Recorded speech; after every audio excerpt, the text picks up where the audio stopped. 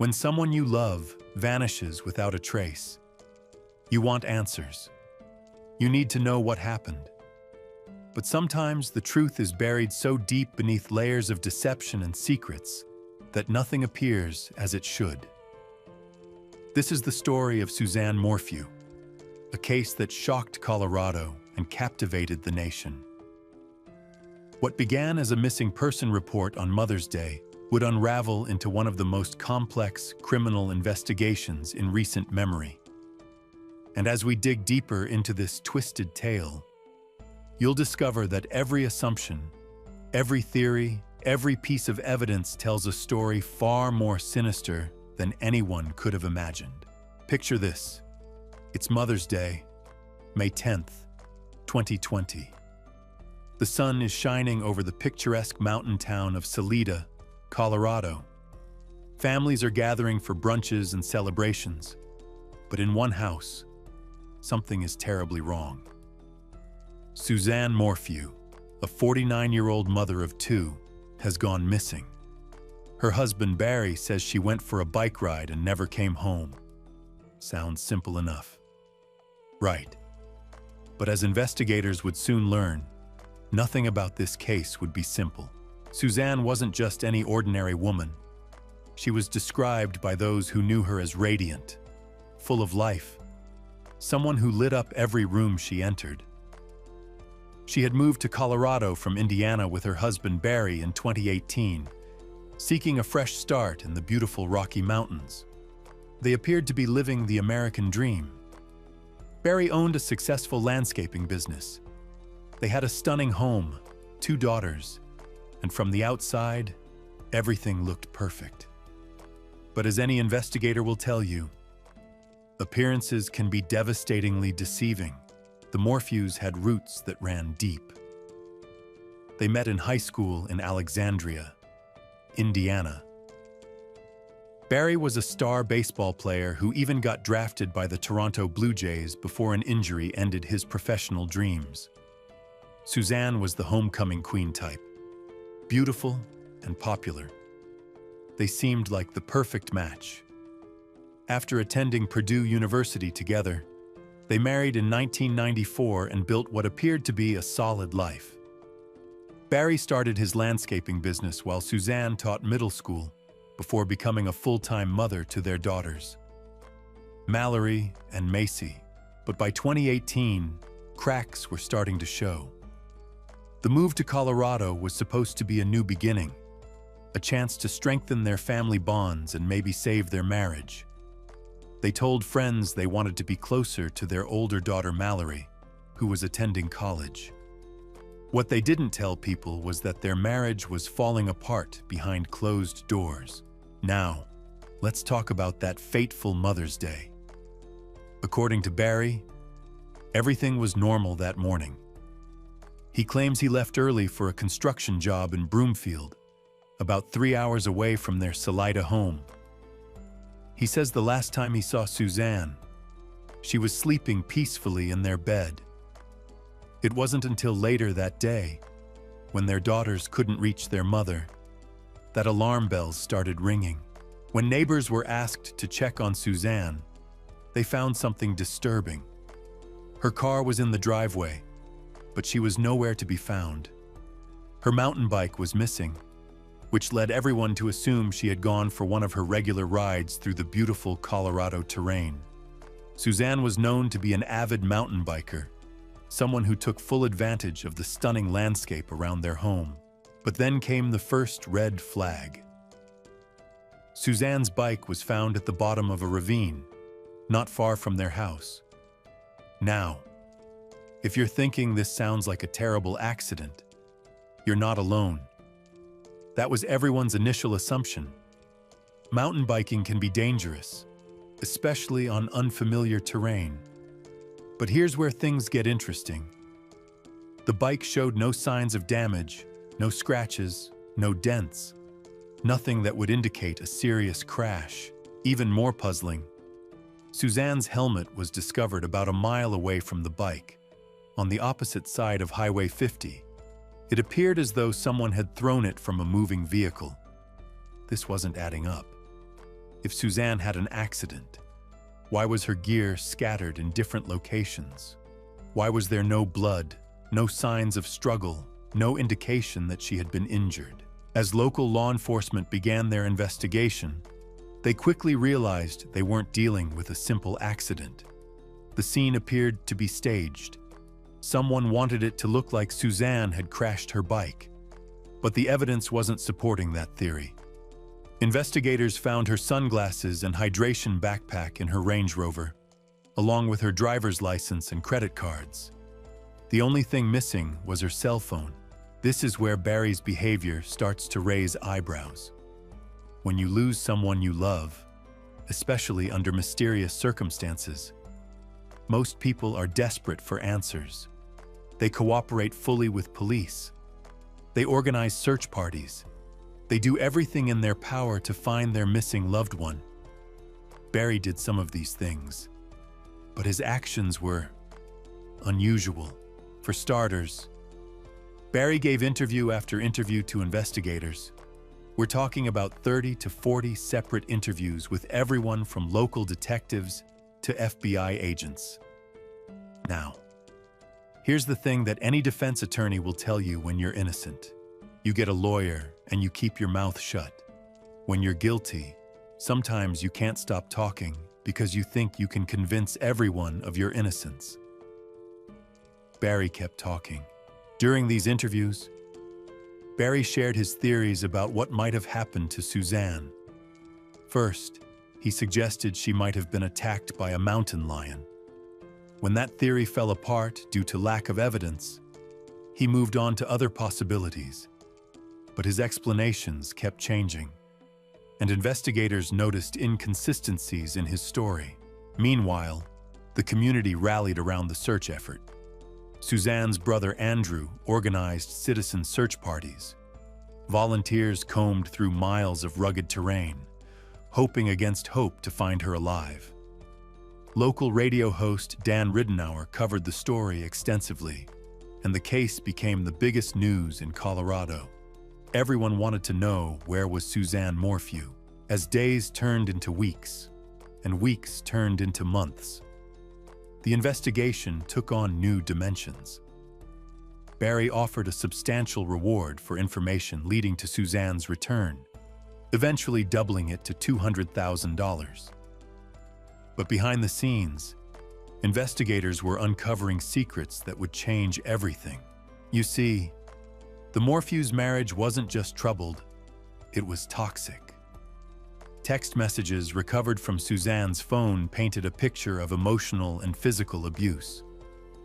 She had confided in her sister Melinda just days before her disappearance, sending a lengthy text message that was described as boiling over with anger toward Barry. The text revealed that Barry had been abusive emotionally and physically, and that Suzanne felt trapped in her marriage. But perhaps the most shocking discovery was yet to come. About 10 days into the investigation, authorities found something in the Morphew home that would blow the case wide open. It looked like an ordinary pen, but it was actually a sophisticated recording device, a spy pen. This wasn't some high-tech gadget that Suzanne had purchased to catch Barry in some minor indiscretion. This device had captured conversations that revealed Suzanne was having an affair. The spy pen recordings revealed that Suzanne had been in a romantic relationship with someone named Jeff. But investigators didn't know who Jeff was, and it would take them 6 months to track him down. When they finally found him, they discovered that Jeff Libler was a married man with 6 children living in Michigan. He and Suzanne had reconnected through Facebook in 2018. Reigniting a romance that had begun decades earlier when they were young. This affair wasn't just a casual fling. Phone records showed that Suzanne and Jeff communicated almost daily, sometimes exchanging dozens of messages. They had met in person multiple times, traveling to different states to be together. They talked about leaving their respective spouses and even discussed moving to Ecuador to start a new life together. Now, here's where the timeline becomes crucial. On that Saturday, May 9th, the day before Suzanne disappeared. She and Jeff exchanged 59 messages. That's far more than their usual communication. At 2:05 p.m., Suzanne sent Jeff a selfie that investigators would later call her last proof of life photo. She texted, "I'm just in love with you. What you up to?" Jeff responded with a flirtatious message, and Suzanne replied that she would load up her WhatsApp account to continue their conversation privately. But then, at 2:26 p.m., Suzanne received a text from Barry saying he was heading home early from work. The message read, "Done, headed back." Here's the critical question: did Suzanne see that text? Was she so engrossed in her conversation with Jeff that she didn't notice her husband was coming home unexpectedly? Because what happens next is where investigators believe everything went wrong. When authorities believe Barry returned home that afternoon, they think he discovered something that sent him into a rage. Maybe he caught Suzanne in the middle of her intimate conversation with Jeff. Maybe he finally confronted her about the affair he may have suspected all along. Whatever happened in those next few moments, investigators believe it was the beginning of the end for Suzanne Morphew. This is where Barry's own technology betrays him.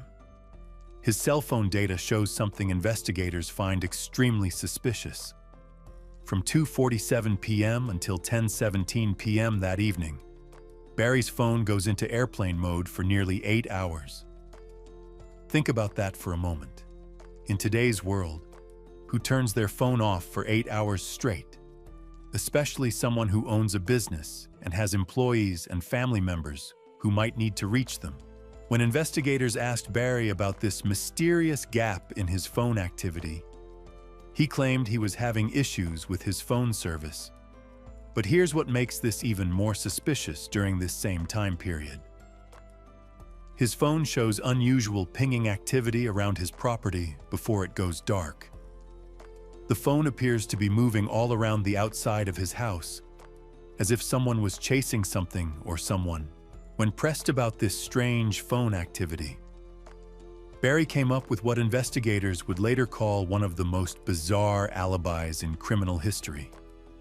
He claimed he was running around his property shooting chipmunks. Yes, you heard that right. Chipmunks.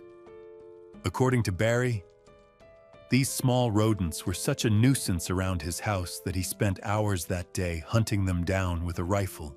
But here's the problem with the chipmunk alibi: investigators found no evidence of any chipmunk shooting around Barry's property. No dead chipmunks, no bullet holes, no shell casings, nothing. It was as if Barry had pulled this explanation out of thin air, hoping it would account for his suspicious phone activity. As investigators dug deeper into Barry's story, they discovered more inconsistencies. Barry claimed he went to bed around 8 p.m. that night, but data from his truck tells a different story.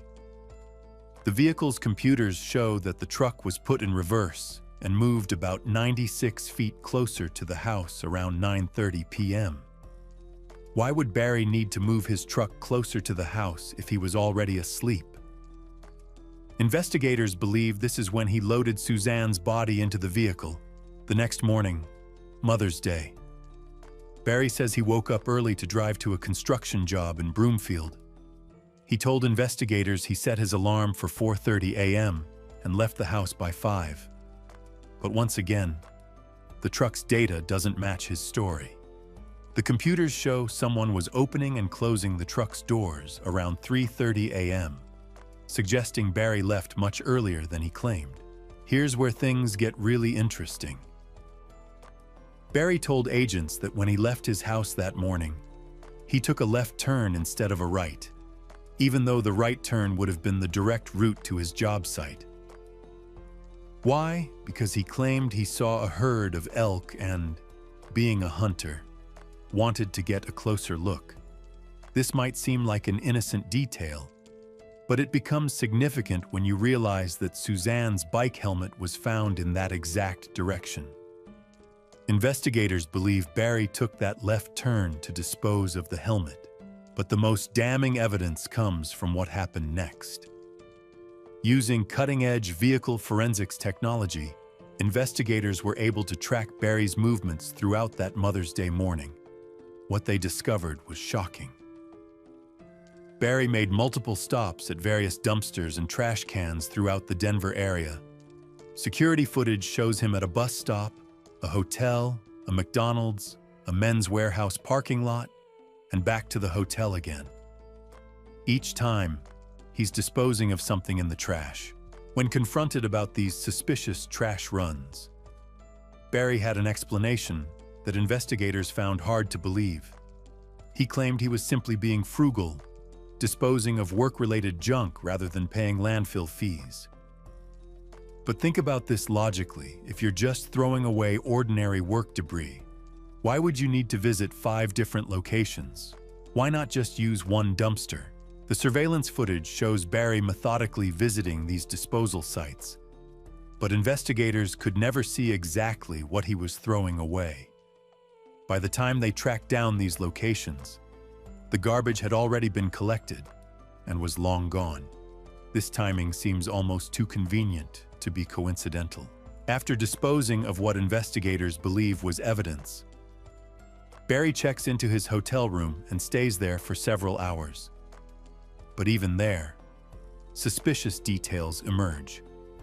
When Barry checks out and hands the room over to one of his workers, that employee later tells investigators something disturbing. The room had an overwhelming smell of chlorine or bleach, as if someone had been cleaning up a crime scene. It's not until late afternoon on Mother's Day that Barry receives the call that would change everything. His daughter Mallory tells him she can't reach her mother. That's when Barry contacts the neighbors and asks them to check on Suzanne. When they report that her car is there but she's not home, Barry suggests they look for her bike, knowing they won't find it because he's already disposed of it. At 6 p.m., exactly 12 hours after he claimed to leave for work, Barry finally starts driving back to Salida. On the way, he speaks with sheriff's deputies who inform him they've found Suzanne's bike. When Barry arrives at the scene around 8:40 p.m., witnesses say he appeared emotional, but only for a few minutes. For someone who has just learned his wife is missing, that seems like a remarkably brief display of grief. By this time, Suzanne's daughters have returned from their camping trip to find their mother gone and their father under suspicion. The family dynamic becomes even more complex as the investigation continues. While Barry maintains his innocence, investigators are building a case based on circumstantial evidence, technological data, and behavioral analysis. But here's where the case takes another shocking turn. Remember that spy pen found in the Morphew home? The affair it revealed wasn't just some minor indiscretion. Phone records show that on the day Suzanne disappeared, she and Jeff Libler were planning to meet. Some investigators theorize that Suzanne may have been preparing to leave Barry that very weekend. Text messages recovered from her phone suggest she was finally ready to end her marriage and start a new life. The most chilling piece of evidence may be a deleted text message investigators found on Barry's phone, sent by Suzanne just days before she disappeared. It read, "I'm done. I could care less what you're up to and have been for years. We just need to figure this out civilly." For investigators, this message represents the moment Suzanne finally told Barry she was leaving him for good. Now, put yourself in Barry's position for a moment. You've spent decades building what appears to be a perfect life. You have a successful business, a beautiful home, 2 daughters you adore. But your wife has been having an affair for nearly 2 years. And now she's telling you she's done with the marriage. She's planning to leave you, potentially taking half of everything you've worked for, and destroying the family image you've carefully cultivated. For someone with Barry's controlling personality, this would have been devastating. The prosecution's theory is that Barry snapped when he realized he was losing control of the situation. They believe he used his experience with tranquilizer darts, which he had illegally used on deer, to subdue Suzanne. A plastic cap from what appears to be a syringe was found in the family's dryer, and Barry had admitted to authorities that he knew how to use tranquilizing equipment. According to this theory, Barry shot Suzanne with a tranquilizer dart when she returned home from her texting session with Jeff. The drug would have taken several minutes to take effect, which could explain the unusual phone pinging around the property. Perhaps Barry was chasing Suzanne as the tranquilizer slowly incapacitated her. Once she was unconscious, the prosecution believes Barry strangled her and then spent the next several hours cleaning up the crime scene and disposing of evidence. But as compelling as this theory sounds, proving it in court would be another matter entirely. The case against Barry Morphew was built entirely on circumstantial evidence. There was no body, no DNA evidence linking Barry to the crime, no eyewitnesses, and no murder weapon. In the American justice system, circumstantial evidence can be powerful, but it requires a very strong chain of logic to convince a jury beyond reasonable doubt. As the investigation continued, more secrets emerged. Barry's business was struggling financially, and Suzanne had recently decided to cut off his access to money. For someone who had become dependent on his wife's financial support, this would have been another devastating blow. Investigators also discovered that Barry had been emotionally and physically abusive toward Suzanne, according to text messages she had sent to family members.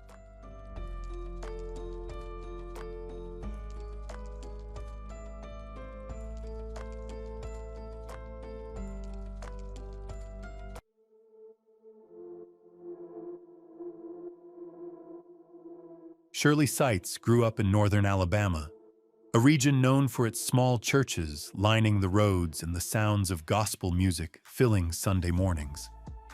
She was raised in a working-class, faith-driven family that valued giving over taking and encouraged living life with purpose, kindness, and passion for music. From an early age, Shirley was captivated by music and ministry. Those who knew her spoke of her as a warm, charismatic woman whose voice could inspire and comfort everyone who heard it. Her favorite hymn, Amazing Grace, was more than a song to her. It was how she approached life. She embodied the qualities of an evangelist, someone who didn't just preach the word, but lived it, demonstrating compassion and service daily. Shirley not only kept her faith, but also actively participated in pastoral activities. She traveled to churches and gatherings across the region, not as a celebrity or famous singer, but as someone who connected sincerely with others. Her storytelling brought scripture to life, and her presence in the room was unforgettable. However, Shirley's life wasn't without challenges. Despite her deep faith, she experienced difficulties, particularly in her relationships. She had been married several times, enduring the heartbreak of failed relationships that ended in disappointment or disillusionment. Nonetheless, she remained hopeful and never stopped believing in love. Her family admired her perseverance in always seeing the good in people, even when others did not see it. By the time Shirley met Michael Vollschlager, she was in her 50s. Her children were grown, and she had recently inherited a significant sum following the death of her previous husband, providing her with financial stability for the first time. While she wasn't looking for a fairy tale romance, she sought a partnership built on trust, respect, and shared faith. Michael entered her life with charm and confidence. A chiropractor by profession, he had practiced in Florida and claimed to have helped many through his work. Known as Dr. Mike, he projected an image of purpose and refinement that resonated with Shirley's values. He shared stories of past struggles and emphasized his Christian beliefs.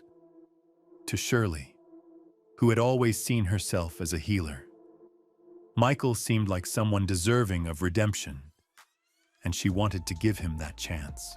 In the early days of their relationship, Shirley appeared happy. She and Michael married after just 3 months of courtship. However, her family, particularly her daughter and brothers, expressed concerns about the rapid pace of the relationship and Michael's financial instability, failed past relationships, and lack of a steady job.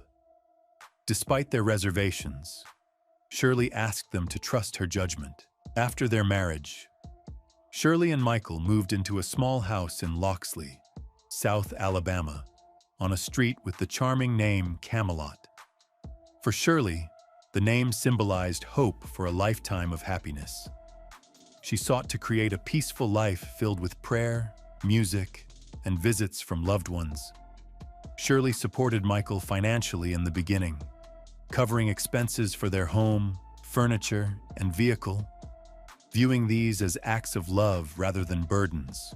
Despite their initial concerns, Shirley's family tried to welcome Michael. They joined the couple for meals, family celebrations, and holidays. Shirley's mother Myrtle, her daughter Sharon, and her brother Ricky stayed closely connected through frequent visits and calls. Shirley had always been the emotional anchor of the family, making each member feel valued and appreciated. Her family treasured this closeness and wanted to preserve it. Even after she remarried, Shirley was a steadfast presence in her community, continuing to lead worship services and provide spiritual guidance to those who turned to her. She was rarely seen in public without a smile, staying true to the principles that had always defined her: honesty, humility, and forgiveness. Her conversations with family were often filled with scripture and warm words of encouragement. Even during difficult moments or when she felt overwhelmed, she worked hard to shield those around her from her struggles. However, over time, the family began to notice small but noticeable changes in Shirley. Her voice, once strong and self-assured, began to waver. Her energy seemed drained, and she spoke differently about her life at home. Although she never directly criticized her husband, small comments hinted at financial pressures or emotional fatigue. True to her nature, Shirley kept most of her worries to herself, not wanting to burden others. To her family, she still seemed like a woman determined to make her relationship work. A woman holding on to faith in love, despite having gone through 4 previous marriages. She still gives her time, resources, faith, and trust to others. Yet, none of them could have foreseen the storm ahead. Even as doubt began to creep into their minds, they had no way of imagining the tragedy that would soon unfold. On the surface, Shirley and Michael appear to be an ordinary couple, living peacefully in a small town in Alabama. However, behind the closed doors, tensions were escalating, slowly at first. Then, with alarming intensity, Shirley's family began feeling uneasy after her marriage to Michael. Their concerns weren't based on mere suspicion, but on clear changes they observed.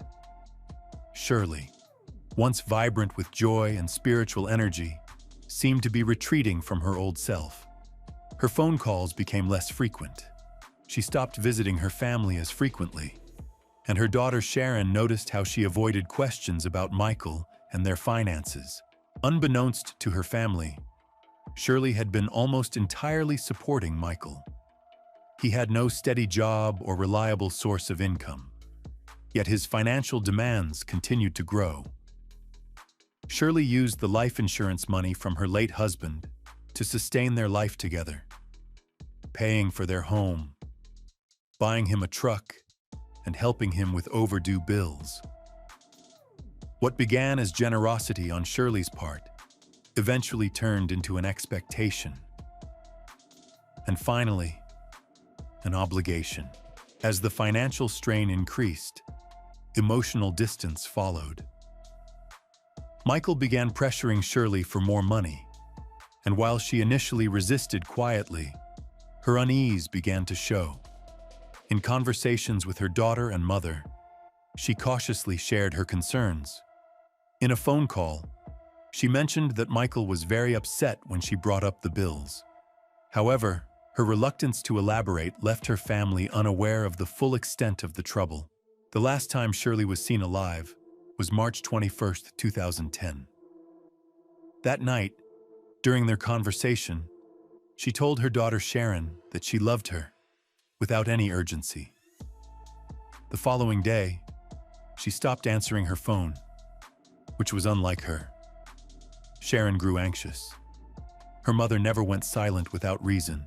When Ricky, Shirley's brother, went to her house to check on her, Michael met him outside, calm and composed. Michael claimed Shirley had left with a friend for a spiritual retreat, but something felt wrong. The house was unnervingly quiet. Shirley's purse and phone were inside. Her car was still in the driveway, and Michael, while outwardly calm, showed no genuine concern. Alarmed, the family reported Shirley missing within hours. The Loxley Police Department launched an investigation. Officers searched the house, the nearby woods, and pressed Michael for answers. His story quickly unraveled. Initially, he said Shirley had gone out alone. Later, he claimed she had left with someone from church, but he couldn't name anyone or explain why her belongings had been left behind. The inconsistencies raised suspicion, and investigators began digging into Michael's background. What they uncovered painted a disturbing picture. Michael had a history of deception and exploitation. Court records revealed a string of failed relationships, financial troubles, and manipulative behavior. His past wives had accused him of fraud, emotional abuse, and even making threats. Shirley seemed to have fallen for his charm, only to end up as the latest victim in a disturbing pattern. As the investigation escalated, police used cadaver dogs to search the property. On March 24th, 3 days after Shirley vanished, the dogs led officers to a shallow grave behind her and Michael's home. Upon digging, investigators unearthed a tarp. Beneath it, wrapped tightly in layers of plastic, lay the body of Shirley. Her face had been covered in duct tape, and her body showed signs of restraint. The autopsy concluded that her death was caused by asphyxiation. This was no accident. It was intentional. The crime scene revealed a chilling story. Shirley's disappearance wasn't straightforward. She was murdered in her own home, likely on the night she last spoke with her daughter. Her body was buried just feet from the house where she had once sung gospel hymns and prayed for peace. Michael was arrested immediately. During his initial interview, he denied any involvement. He claimed ignorance, suggested someone else was responsible, and argued he was being framed. However, the evidence told a different story. Investigators uncovered signs of a struggle inside the home. Blood found in the bedroom and hallway matched Shirley's. The duct tape discovered on her face was identical to a roll found in the garage. Cell phone records placed Michael near the burial site in the early morning hours following her disappearance. Further investigation revealed a motive. Shirley had recently confronted Michael about financial issues. She had begun to assert herself, talking about cutting off money and needing space. Michael, fearing the loss of his home, truck, and financial security, snapped. Police believed greed drove him. He had grown accustomed to the comforts Shirley's generosity provided. When she started resisting, he saw no way forward except to eliminate her. The arrest left the small town in shock. Neighbors who once exchanged pleasantries with Michael now spoke to reporters. Church friends wept. Shirley, a woman known for her kindness and service, had been killed by the very man she tried to love and support. In the aftermath, more of Shirley's loved ones came forward. Some recalled seeing unexplained bruises she dismissed. Others mentioned that they had heard her say she didn't want to fight anymore, but had assumed she was referring to verbal arguments. No one had imagined it would escalate to that. The district attorney acted swiftly, assembling a case that painted Michael as calculating and manipulative. They gathered digital evidence, financial records, and statements from his former spouses. A disturbing pattern emerged: a man who used charm, faith, and emotional neediness to exploit vulnerable women, draining them financially and emotionally. In Shirley's case, the outcome was deadly. Michael's trial began in Baldwin County, Alabama, gripping the small community with disbelief and anger. Once seen smiling in family photos with Shirley, Michael now stood accused of first-degree murder. Prosecutors focused their strategy on proving intent, motive, and premeditation. Every detail, they argued, demonstrated that the crime was deliberate. The timeline was critical. Prosecutors outlined how Shirley was last heard from on March 21, 2010. Her car, purse, and phone were left behind. Michael's accounts of her disappearance were riddled with inconsistencies. Detectives testified about the grave, describing it as hastily dug and shallow but deliberately hidden under a blue tarp and littered with debris.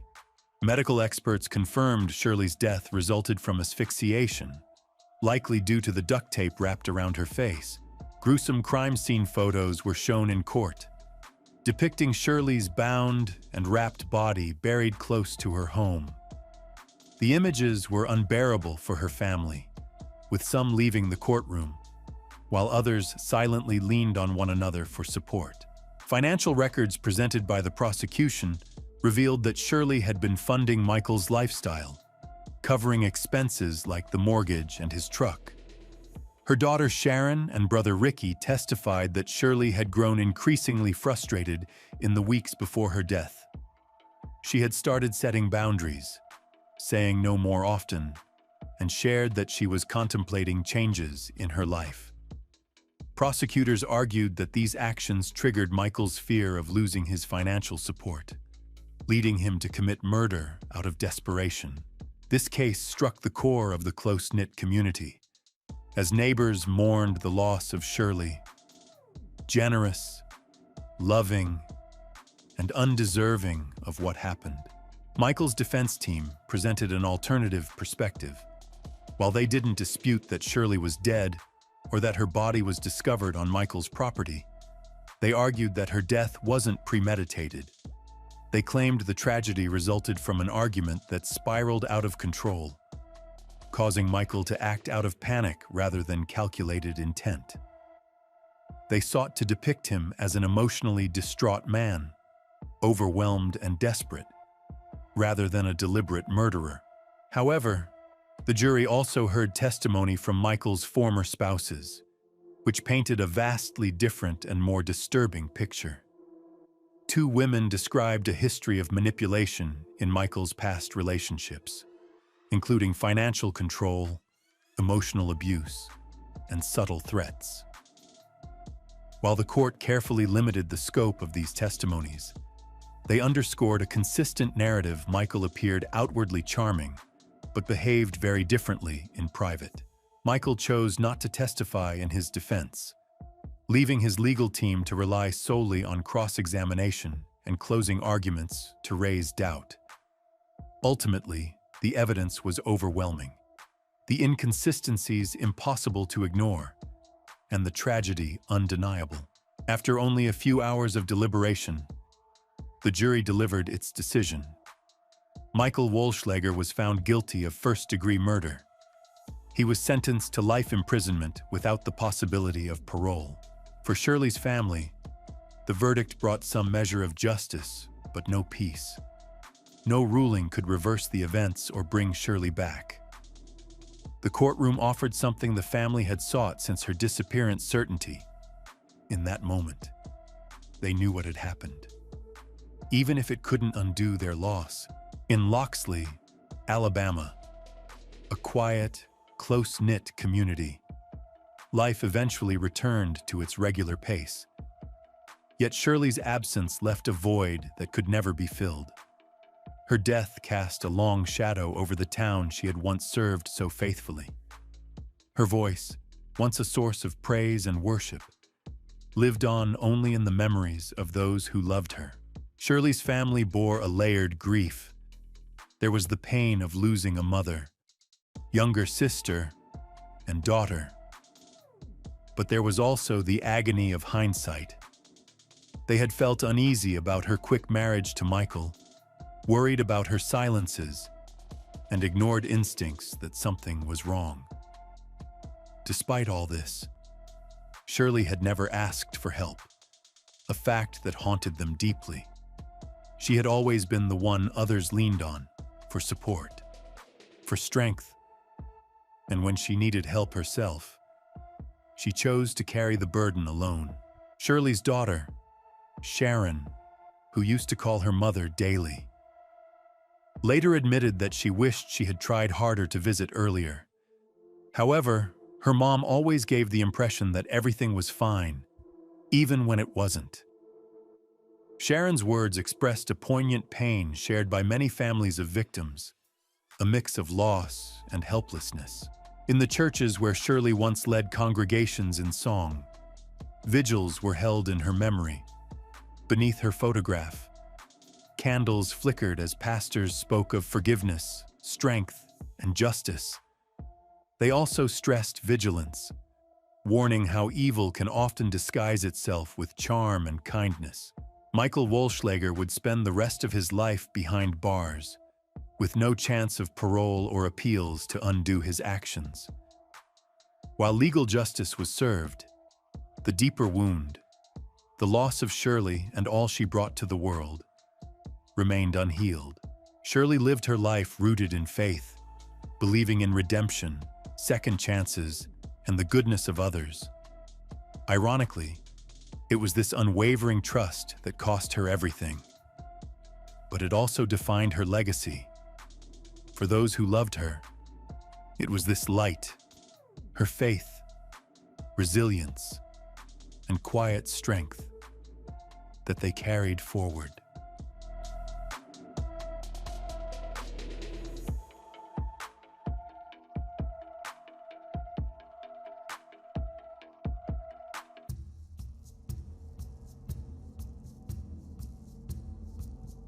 May 5th, 2009. A date that would forever change a quiet suburban community and shatter the illusion of safety that so many families take for granted. What started as a routine morning would quickly transform into one of the most shocking and disturbing crime scenes that seasoned investigators had ever encountered. Picture this. You're living in what appears to be the perfect American neighborhood. Tree-lined streets, well-maintained homes, children playing in front yards. The kind of place where people still wave to their neighbors and leave their doors unlocked. Where the biggest worry might be whether the kids remembered their homework or if dinner would be ready on time. But sometimes, evil hides behind the most ordinary facades. Sometimes, the person you trust most becomes the very person you should fear. And sometimes, the warning signs are literally written on the wall. This is the story of a family that seemed to have everything: a devoted mother, two young boys with bright futures ahead of them, and a father who worked in security, protecting others for a living. It's also the story of how quickly that perfect life can crumble when secrets, lies, and obsessions collide in the most devastating way possible.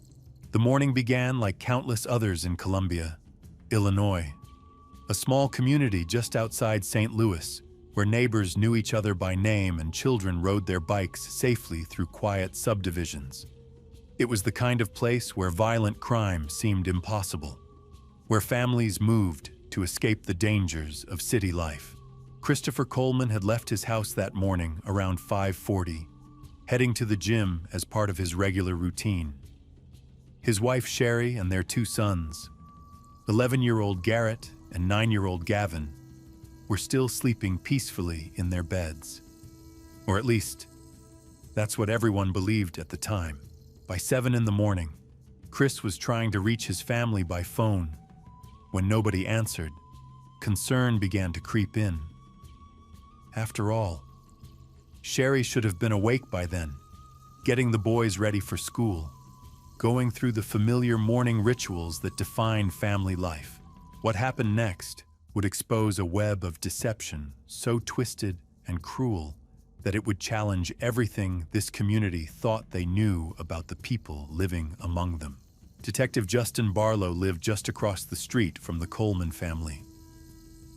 For 5 years, he had been their neighbor, watching their children grow, exchanging pleasantries over backyard fences.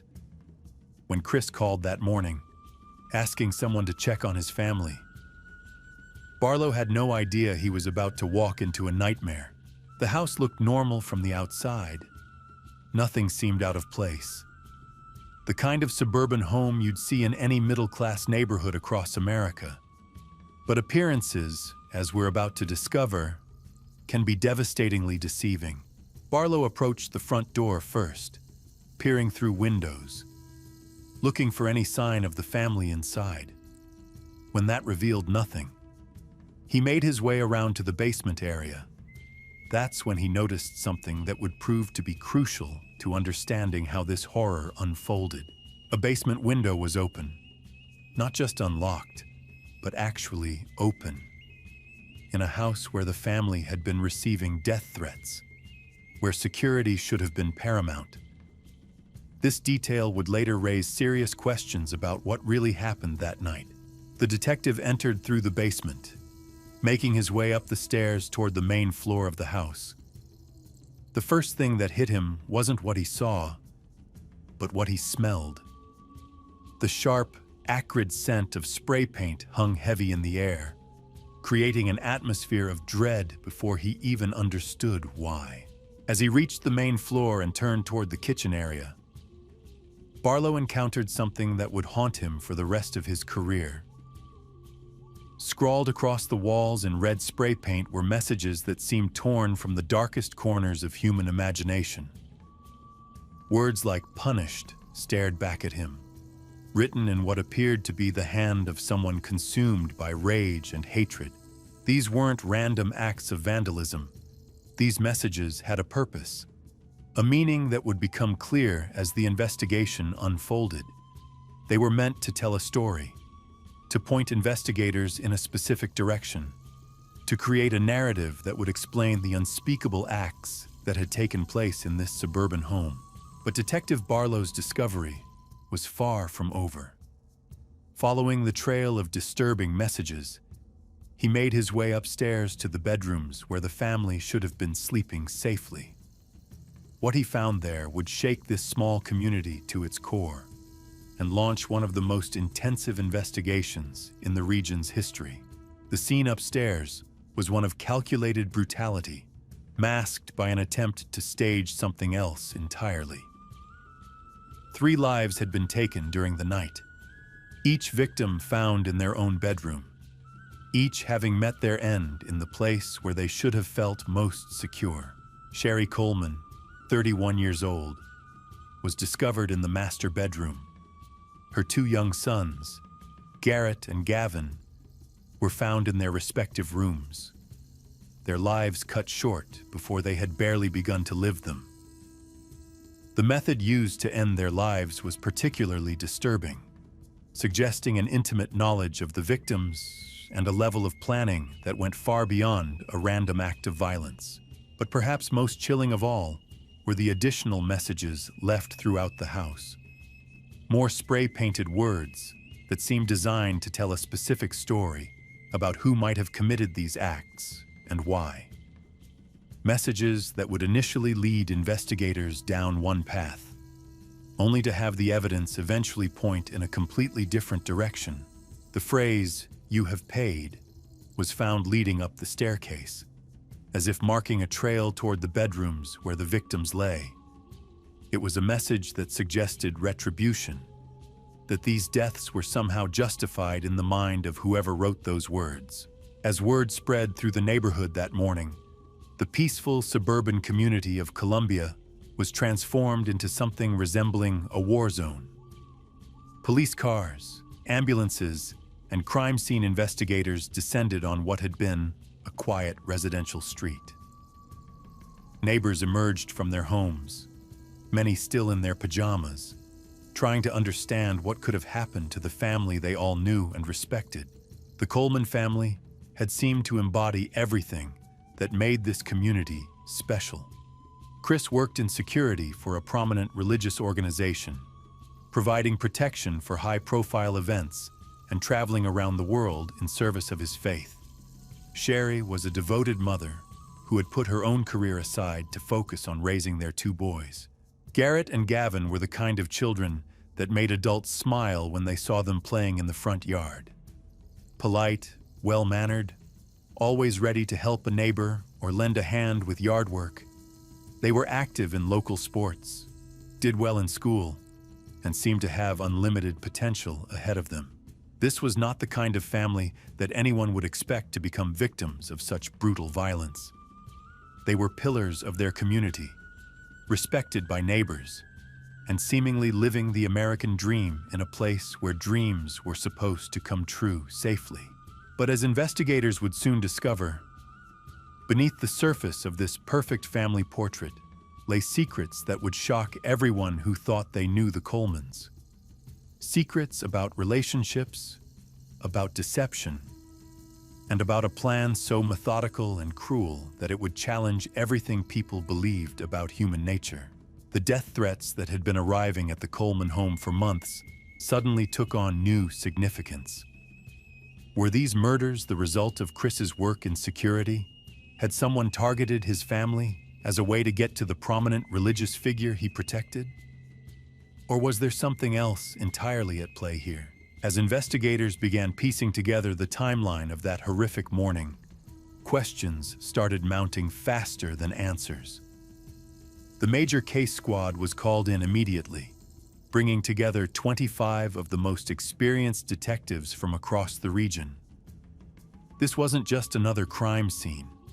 This was something that would test every skill they had developed over years of investigating the darkest aspects of human behavior. The house itself became a puzzle that investigators would spend weeks trying to solve. Every room told part of a story, but the pieces didn't quite fit together the way they should have. The basement window that had been left open raised immediate red flags. Here was a family that had been living under the shadow of death threats for months, yet their home had been left vulnerable to exactly the kind of intrusion they should have been guarding against. Christopher Coleman was brought to the police station that morning, not as a suspect, but as a grieving husband and father who needed to help investigators understand what might have happened to his family. The image he presented was one of absolute devastation. A man whose world had just collapsed around him, who couldn't comprehend how such evil could have touched his loved ones. But experienced detectives know that grief can manifest in many different ways. Some people become hysterical, others withdraw completely. Some ask endless questions about what happened and how their loved ones died. Chris Coleman's reaction fell into none of these typical categories, and that began to concern the investigators who were trying to help him. During those first crucial hours of questioning, Coleman seemed oddly detached from the horror that had befallen his family. He never asked about the specific details of how his wife and children had died. He didn't demand to know what evidence had been found or what leads investigators were pursuing. For a man whose family had just been brutally murdered, his lack of curiosity struck the detectives as unusual. The investigation quickly expanded beyond the confines of Columbia, Illinois. If these murders were connected to Coleman's work in security, then the suspect pool could include anyone from around the world who might have harbored resentment against the religious organization he protected. Investigators began tracking down individuals who had sent threatening emails or made hostile comments about the ministry's work. It was painstaking detective work that involved following leads across multiple states and even international boundaries. Every person who had ever expressed anger or frustration had to be located and their whereabouts verified for the night of the murders. It was the kind of investigation that could take months or even years to complete thoroughly. But while that global search was underway, investigators were also looking more closely at the evidence found within the Coleman home itself. The spray-painted messages that had initially seemed to point toward an outsider with a grudge began revealing details that didn't quite match the narrative they appeared to tell. The handwriting analysis became a crucial component of the investigation. Experts were brought in to examine every letter, every stroke of the spray paint that had been used to create those menacing messages. What they discovered would eventually become one of the most damning pieces of evidence in the entire case.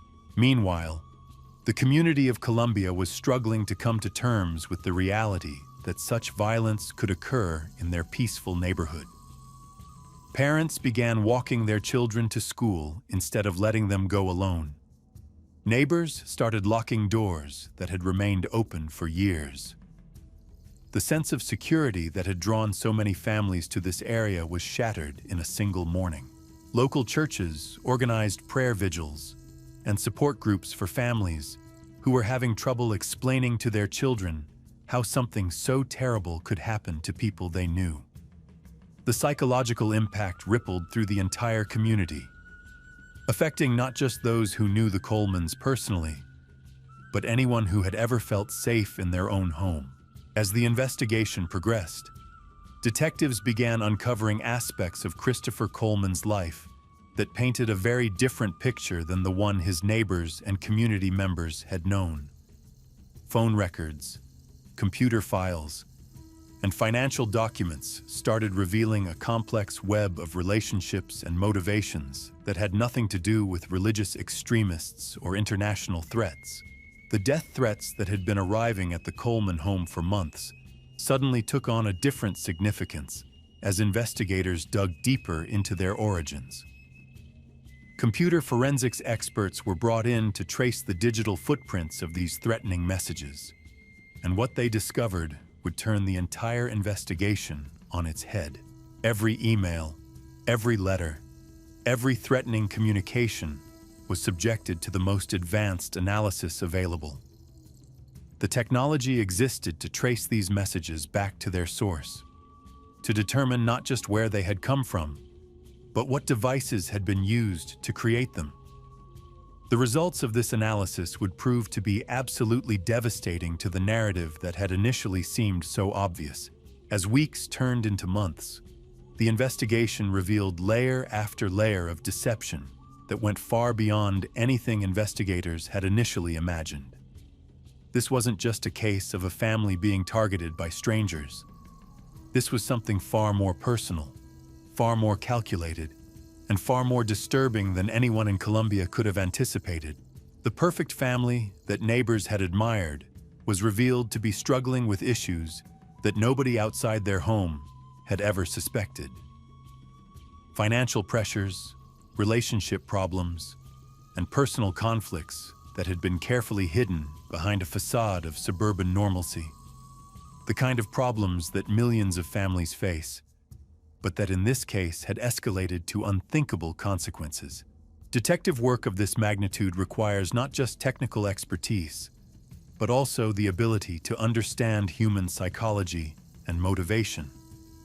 Investigators had to piece together not just what had happened on that terrible night, but why someone would be driven to commit such acts against people who should have been able to trust them completely. The evidence was mounting, but it was pointing in a direction that nobody had wanted to consider. Sometimes the most dangerous person in your life is someone you see every day, someone you trust implicitly, someone who knows your routines and your vulnerabilities better than any stranger ever could. The breakthrough came when investigators discovered that Tara Lynch, a woman from Florida who had claimed to be merely a friend, was actually much more than that. Phone records revealed hundreds of calls and text messages between her and Christopher Coleman.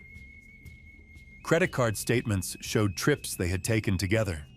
Hotel reservations painted a picture of a relationship that had been going on for months, hidden from everyone in Colombia. What made this discovery even more shocking was the connection between Tara and the Coleman family. She wasn't just some random woman that Chris had met through work. She was actually one of Sherry's old friends from high school. The ultimate betrayal was unfolding before investigators' eyes. The timeline was becoming clearer with each piece of evidence they uncovered. The affair had begun in the fall of 2008, just months before the death threats started arriving at the Coleman home. The connection between these two events was too significant to ignore.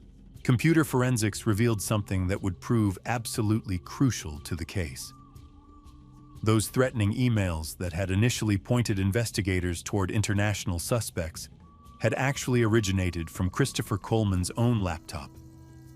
The account that had been used to send them was created using information that only someone with intimate knowledge of the Coleman family would have known. The spray paint used to write those menacing messages on the walls had been purchased at a local hardware store, and the receipt bore Christopher Coleman's signature. The same man who had reported receiving death threats had actually been the one creating them all along. But perhaps the most damning evidence came from an unexpected source. Tara Lynch had been keeping detailed records of her relationship with Coleman, including photos and videos that contradicted everything he had told investigators about the timeline of their affair. Among these photos was one that would ultimately seal Coleman's fate. A picture of the couple kissing, with a timestamp showing it had been taken weeks before Coleman claimed their relationship had even begun. When confronted with this evidence, his carefully constructed story began falling apart completely. The motive became crystal clear once investigators understood the full scope of Coleman's deception. He had been living a double life for months, promising Tara that he would divorce his wife and start a new life with her. They had even discussed wedding dates and future plans together, but there was a problem. Coleman's job with the religious ministry came with strict moral guidelines. Adultery could cost him his position and his substantial salary. He needed Sherry to be the one to file for divorce, to make it appear that the marriage had failed through no fault of his own. When Sherry discovered the affair but refused to divorce him, Coleman found himself trapped. He couldn't marry Tara without losing his job, but he couldn't continue the deception indefinitely either. The pressure was mounting from all sides, and he began planning what he believed would be the perfect solution. The death threats served multiple purposes in his scheme. They established a pattern of outside danger that would provide an obvious suspect when the murders occurred. They also gave him an excuse to install security cameras in his home, which he could later claim had malfunctioned or been tampered with. On the night of May 4th, Coleman put his plan into action. While his family slept, he methodically ended their lives, then spent time creating the crime scene that would support his story. The spray-painted messages, the open window, the missing security footage. Every detail had been calculated to point investigators away from him. The autopsy results revealed the true horror of what had happened that night. Sherry had fought for her life, sustaining injuries that indicated a violent struggle. Her 2 young sons had been killed in their beds, never having a chance to defend themselves or escape.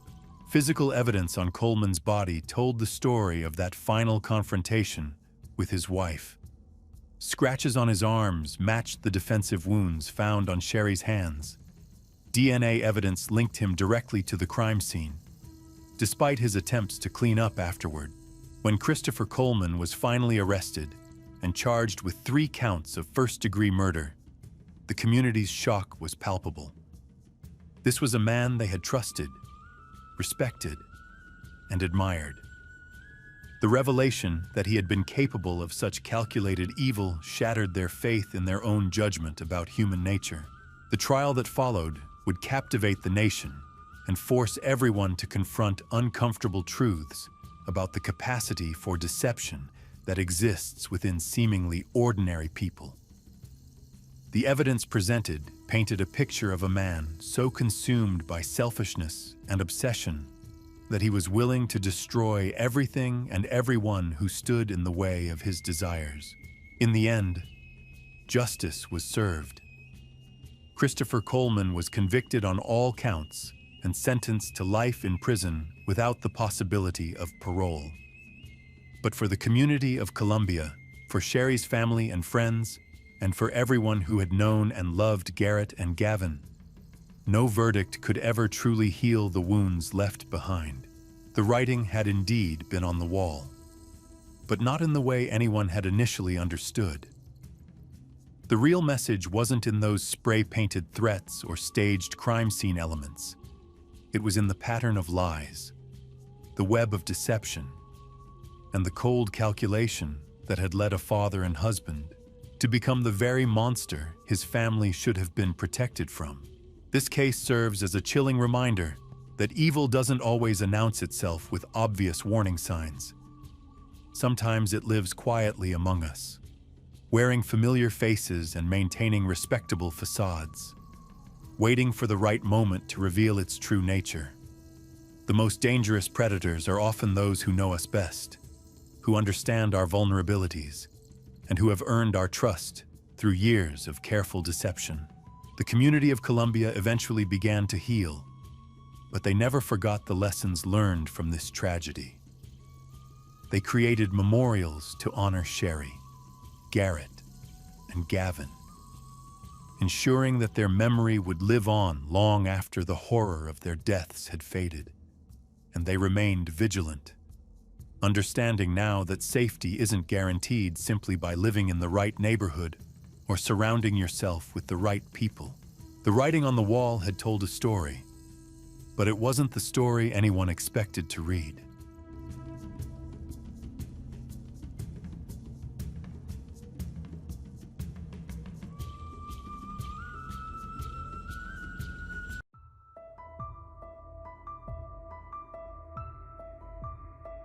Looking at this tragic case that shook a college community to its core, we need to examine how a promising young nursing student's life was cut short by someone she thought she could trust. Tonight, we're diving deep into the murder of Haley Anderson, a case that would span 2 countries and raise questions about justice, obsession, and the warning signs we sometimes choose to ignore. It was March 2018 when 22-year-old Haley Anderson disappeared from her off-campus apartment near Binghamton University. What started as concern among friends quickly escalated into a nightmare that would expose the dark side of a relationship gone terribly wrong. Haley Anderson embodied everything you'd expect from a dedicated nursing student approaching graduation. Her friends described her as a free spirit with an infectious energy that drew people to her. She was the type of person who trusted everyone she met, always seeing the good in people even when others warned her to be more cautious. This trusting nature would ultimately become both her greatest strength and her fatal weakness. Born and raised in Westbury, New York, Haley had worked tirelessly throughout her college years to achieve her dream of becoming a nurse.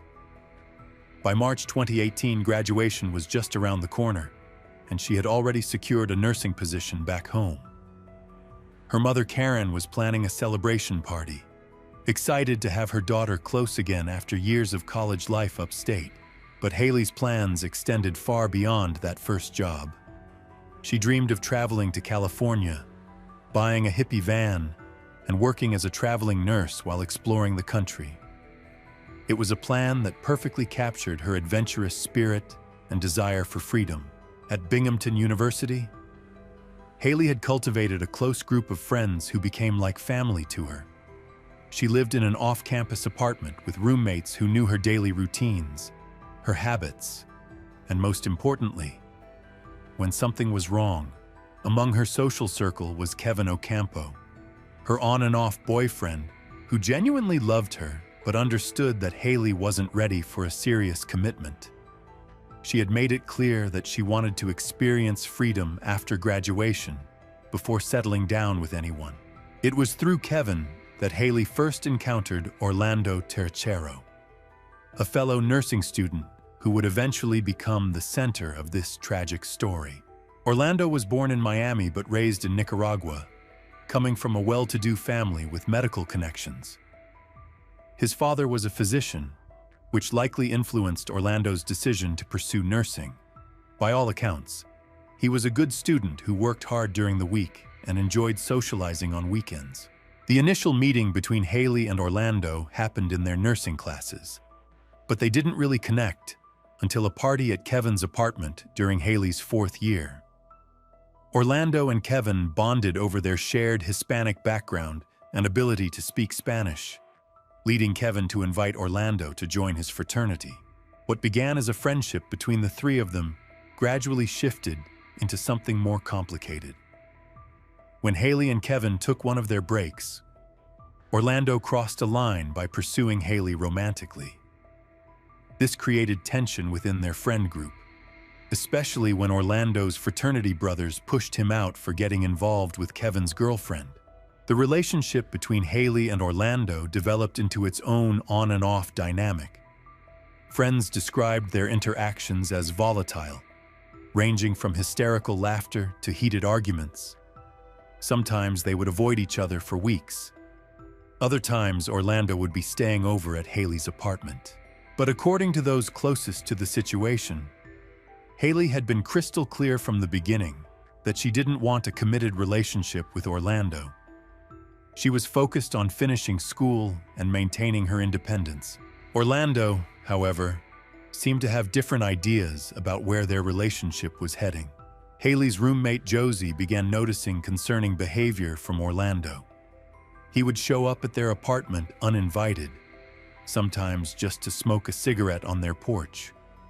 He would drive by their house repeatedly, and Josie often found herself in the position of having to ask him to leave because Haley found it difficult to be direct with him herself. The red flags became impossible to ignore when jealousy entered the picture. Orlando clearly struggled with the fact that Haley was seeing other people and maintaining her relationship with Kevin. His possessive behavior began escalating in ways that should have been warning signs to everyone involved. Friends described Orlando as charismatic and fun to be around, someone who knew how to make people laugh and enjoy themselves. But beneath that charm was a growing obsession with Haley that became more apparent as time went on. The situation reached a disturbing turning point when Haley's tires were slashed. It happened the day after a party at Orlando's apartment, where he learned that Haley and Kevin were back together. When Haley walked Kevin out to his car the next morning, they discovered the damage. Kevin immediately suspected Orlando, and so did Haley's mother Karen when she heard about the incident. The damage was significant, over $600 worth, which would have made it a felony charge. Despite pressure from her family to file a police report and press charges, Haley refused. She was concerned that a felony conviction would get Orlando kicked out of the nursing program. This decision perfectly illustrated Haley's compassionate nature, but it also demonstrated how Orlando had manipulated her feelings of guilt and sympathy. Friends later revealed that Orlando would often make statements about wanting to harm himself, using emotional manipulation to keep Haley involved in his life even when she tried to distance herself. Despite the tire-slashing incident and the warnings from friends and family, Haley eventually allowed Orlando back into her life. Her trusting nature and genuine care for others made it difficult for her to completely cut ties with someone she had once cared about. The months following the tire incident were marked by this same pattern of Orlando's concerning behavior, followed by Haley's reluctant forgiveness. Her friends watched with growing alarm as the cycle continued, but Haley remained convinced that she could handle the situation. None of them could have predicted how deadly that situation would become. As March 2018 arrived, Haley was focused on her final semester and upcoming graduation, She had been spending time with her roommates, enjoying normal college activities like playing board games and sharing wine on quiet evenings. These were the moments that would later take on profound significance as the last peaceful memories her friends had of her. On the evening of March 7th, Haley had what would be her final normal night with her roommates. They stayed up late together, talking and laughing as college friends do. When they went to bed that night, none of them realized it would be the last time they would see Haley alive. The next morning brought an eerie silence that her roommates initially dismissed. Haley loved to sleep in, so when she didn't respond to text messages right away, no one was immediately concerned. College students often have irregular schedules, and it wasn't unusual for someone to be unreachable for a few hours. But as March 8th wore on with no word from Haley, that initial lack of concern began transforming into genuine worry. By Thursday, March 8th, when Haley failed to show up at poetry night, where she had promised to watch her friend perform, the concern among her circle intensified dramatically. Multiple attempts to reach her by phone went unanswered, which was completely out of character for someone who stayed in constant communication with her friends and family. Her roommates began piecing together the timeline of the previous evening, trying to understand when they had last seen or heard from Haley. The realization that she had been missing for over 24 hours without any contact sent alarm bells ringing through their tight-knit group. Meanwhile, back in Westbury, Karen Anderson remained unaware that anything was wrong. She and Haley had an agreement that they would talk every Sunday, respecting her daughter's independence while maintaining their close relationship. It was still early in the week, so Karen had no reason to suspect that her daughter was in danger. The breakthrough in locating Haley came through modern technology and the quick thinking of her roommates. One of them remembered that Haley had shared her location through the Find My Friends app on her phone. When they checked the app, it showed that Haley's phone was at Orlando's apartment. This discovery shifted the search from a general missing person case to a focused investigation at a specific location. The roommates made the decision to go to Orlando's apartment and see if they could find their friend. When they arrived at the house where Orlando lived, they knocked on all the doors, but received no response. Orlando's car was also missing from the property, which seemed to confirm that no one was home. However, the fact that Haley's phone was showing as being inside the apartment created an urgent need to investigate further. Faced with locked doors and growing fear for their friend's safety, the roommates made the difficult decision to climb through a window to gain entry to the apartment. This wasn't a decision they made lightly, but their concern for Haley outweighed their reservations about entering someone else's home without permission. What they discovered inside would haunt them for the rest of their lives. The roommate who entered first immediately screamed for the others to call 911. In Orlando's bedroom, they found Haley's lifeless body. She appeared pale and motionless, and even though they hoped against hope that she might still be alive, it was clear that something terrible had happened. The police response was immediate and comprehensive. Within minutes of the 911 call, the house was swarming with officers, investigators, and medical personnel. The scene quickly transformed from a college rental house into an active crime scene. Initial examination revealed that Haley had been strangled to death. The position of her body and the condition of the room suggested that the attack had been intimate and personal. There were no signs of forced entry or robbery, pointing towards someone she knew and trusted. Most significantly, Orlando was nowhere to be found. As investigators began processing the crime scene, they discovered a wealth of evidence that would help them piece together the timeline of events. The house was equipped with multiple security cameras that had captured movements both inside and outside the property. The camera footage revealed a chilling sequence of events that began in the early morning hours of March 8th. The first significant recording showed Haley and Orlando walking into the residence together. This would be the last time Haley was seen alive on any recording. After entering the apartment with Haley, Orlando was captured on camera leaving the residence multiple times over the following hours. However, Haley never appeared on any subsequent footage, suggesting that she never left the apartment after their initial arrival together. The timeline established by the security cameras painted a disturbing picture of Orlando's activities in the hours following Haley's death, rather than immediately calling for help or reporting what had happened. He appeared to be methodically planning his next moves. Investigators tracked Orlando's movements through various pieces of evidence found in his apartment. A receipt led them to a local pharmacy where security footage showed him purchasing sleeping aids, including Zizquil and melatonin. This purchase occurred several hours after Haley's estimated time of death, suggesting he was attempting to cope with what he had done or prepare for his own suicide. The evidence suggested that Orlando returned to his apartment after the pharmacy visit and remained there for approximately 7 more hours. During this time, investigators believe he attempted to take his own life by hanging himself in the basement of the house. Physical evidence supported this theory. Officers found blood on the basement floor and a tie hanging from a doorway, along with hooks that could have been used in a suicide attempt. It appeared that Orlando had tried to hang himself but had fallen and injured himself in the process, explaining the blood evidence. Perhaps most damning was a handwritten note found in the apartment, written in Spanish.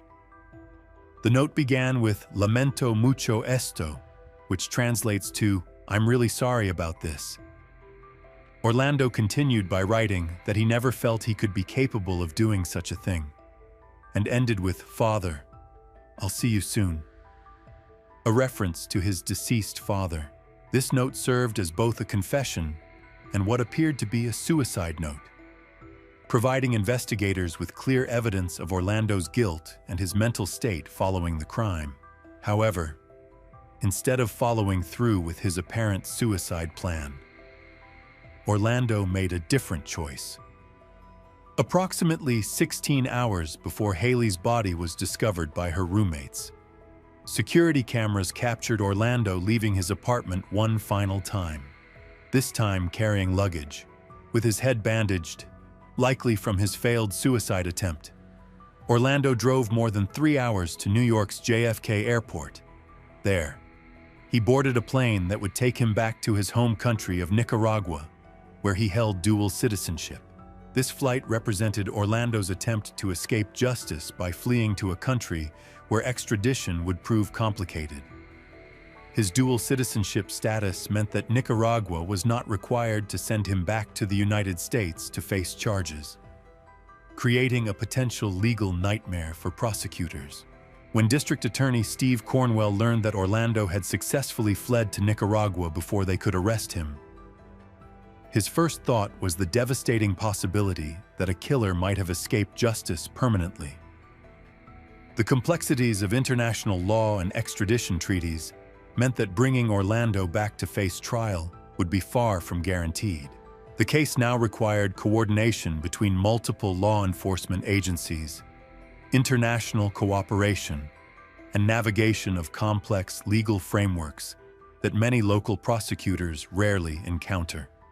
What had begun as a local murder investigation was about to become an international pursuit of justice.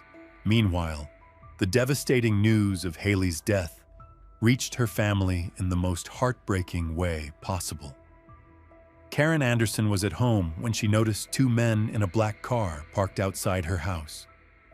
When they approached her door and asked to speak with her, she knew immediately that something was terribly wrong. The officers sat her down and delivered the news that no parent ever wants to hear. They told her that Haley had been found dead, that she had been strangled, and that the primary suspect had fled the country. In that moment, Karen's world completely collapsed. The guilt and regret hit her immediately. She remembered the tire slashing incident, and her insistence that Haley should have pressed charges against Orlando. She wondered if her daughter would still be alive if they had taken that threat more seriously. If they had recognized the warning signs for what they truly were. The international hunt for Orlando Tercero intensified as Nicaraguan authorities worked to locate the fugitive.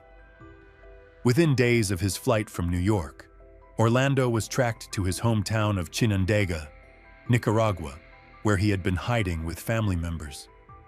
The political climate in Nicaragua complicated matters, but eventually, local police apprehended him at a hospital where he was receiving treatment for his self-inflicted injuries. A dramatic press conference in Managua showcased Orlando in custody, confirming to the world that he had been captured. However, capturing him was only the beginning of what would become a prolonged legal battle spanning two countries and two very different justice systems.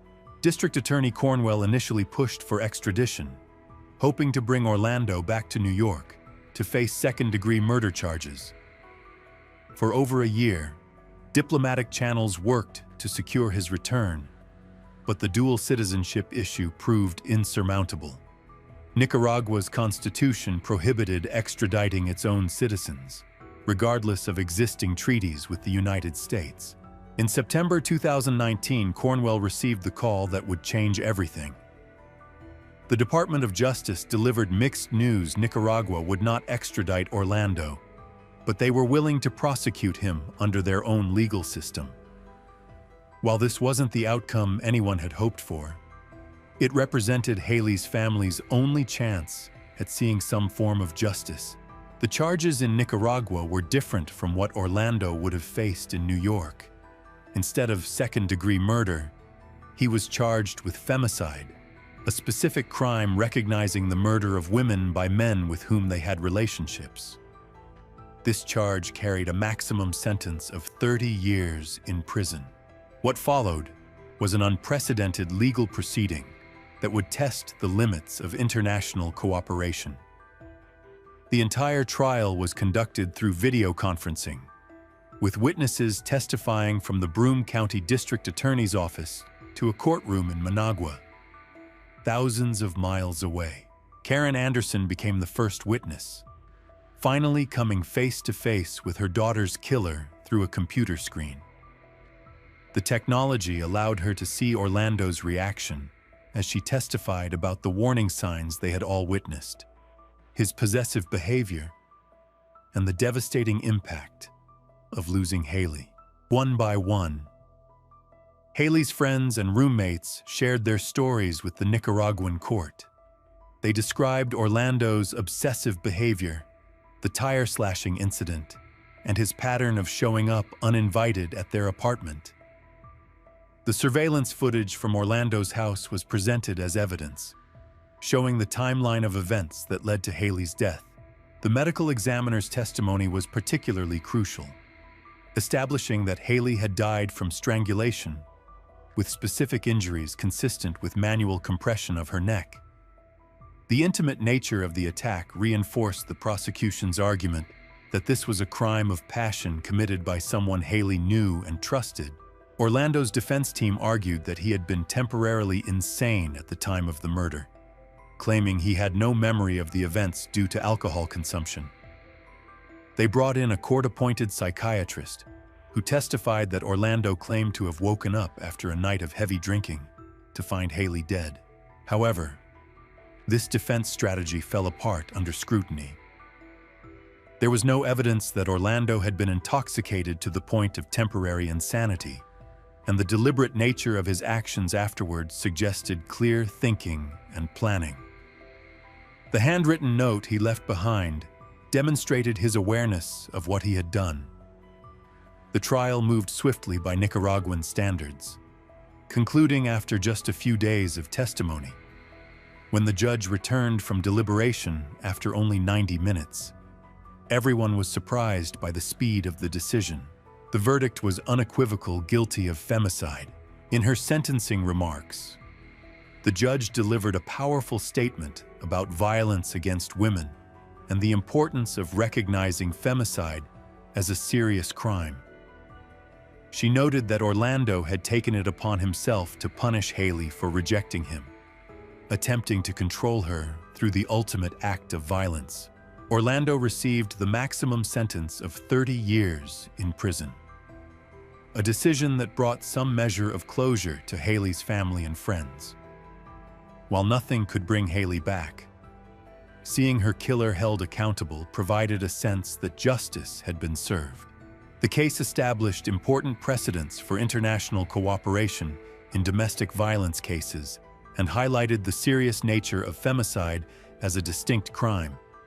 It also demonstrated how modern technology, from security cameras to phone tracking apps, can provide crucial evidence in solving murders. For Haley's family, the conclusion of the trial marked the end of one chapter in their grief journey, but the beginning of another focused on healing and honoring her memory. They established initiatives to raise awareness about domestic violence warning signs and the importance of taking threats seriously. Karen Anderson became an advocate for femicide legislation in the United States, hoping that Haley's story might help prevent similar tragedies. She spoke openly about the guilt she carried for not pushing harder for charges after the tire-slashing incident, hoping other families might learn from their experience. The friends who discovered Haley's body continue to carry the trauma of that day, but they also carry forward her memory through their own nursing careers and advocacy work. They remember her as the free-spirited, trusting person who saw good in everyone, even when that trust ultimately betrayed her. Orlando remains imprisoned in Nicaragua's overcrowded penitentiary system, where he will likely spend the next 3 decades. If he ever attempts to return to American soil, he still faces second-degree murder charges in New York State, ensuring that his debt to justice extends far beyond his current sentence. This case serves as a stark reminder that domestic violence warning signs should never be ignored. That obsessive behavior can escalate to deadly violence, and that the people closest to us are sometimes the ones who pose the greatest danger. Haley Anderson's story is ultimately one of a bright future stolen by someone who couldn't accept that love cannot be forced or controlled.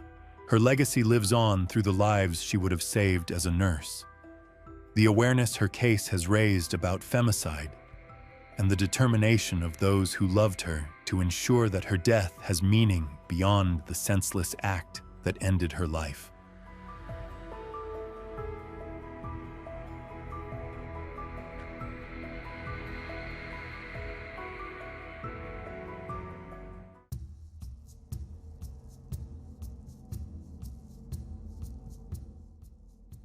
The night of May 2nd, 2017 started like any other in the small town of Cullman, Alabama.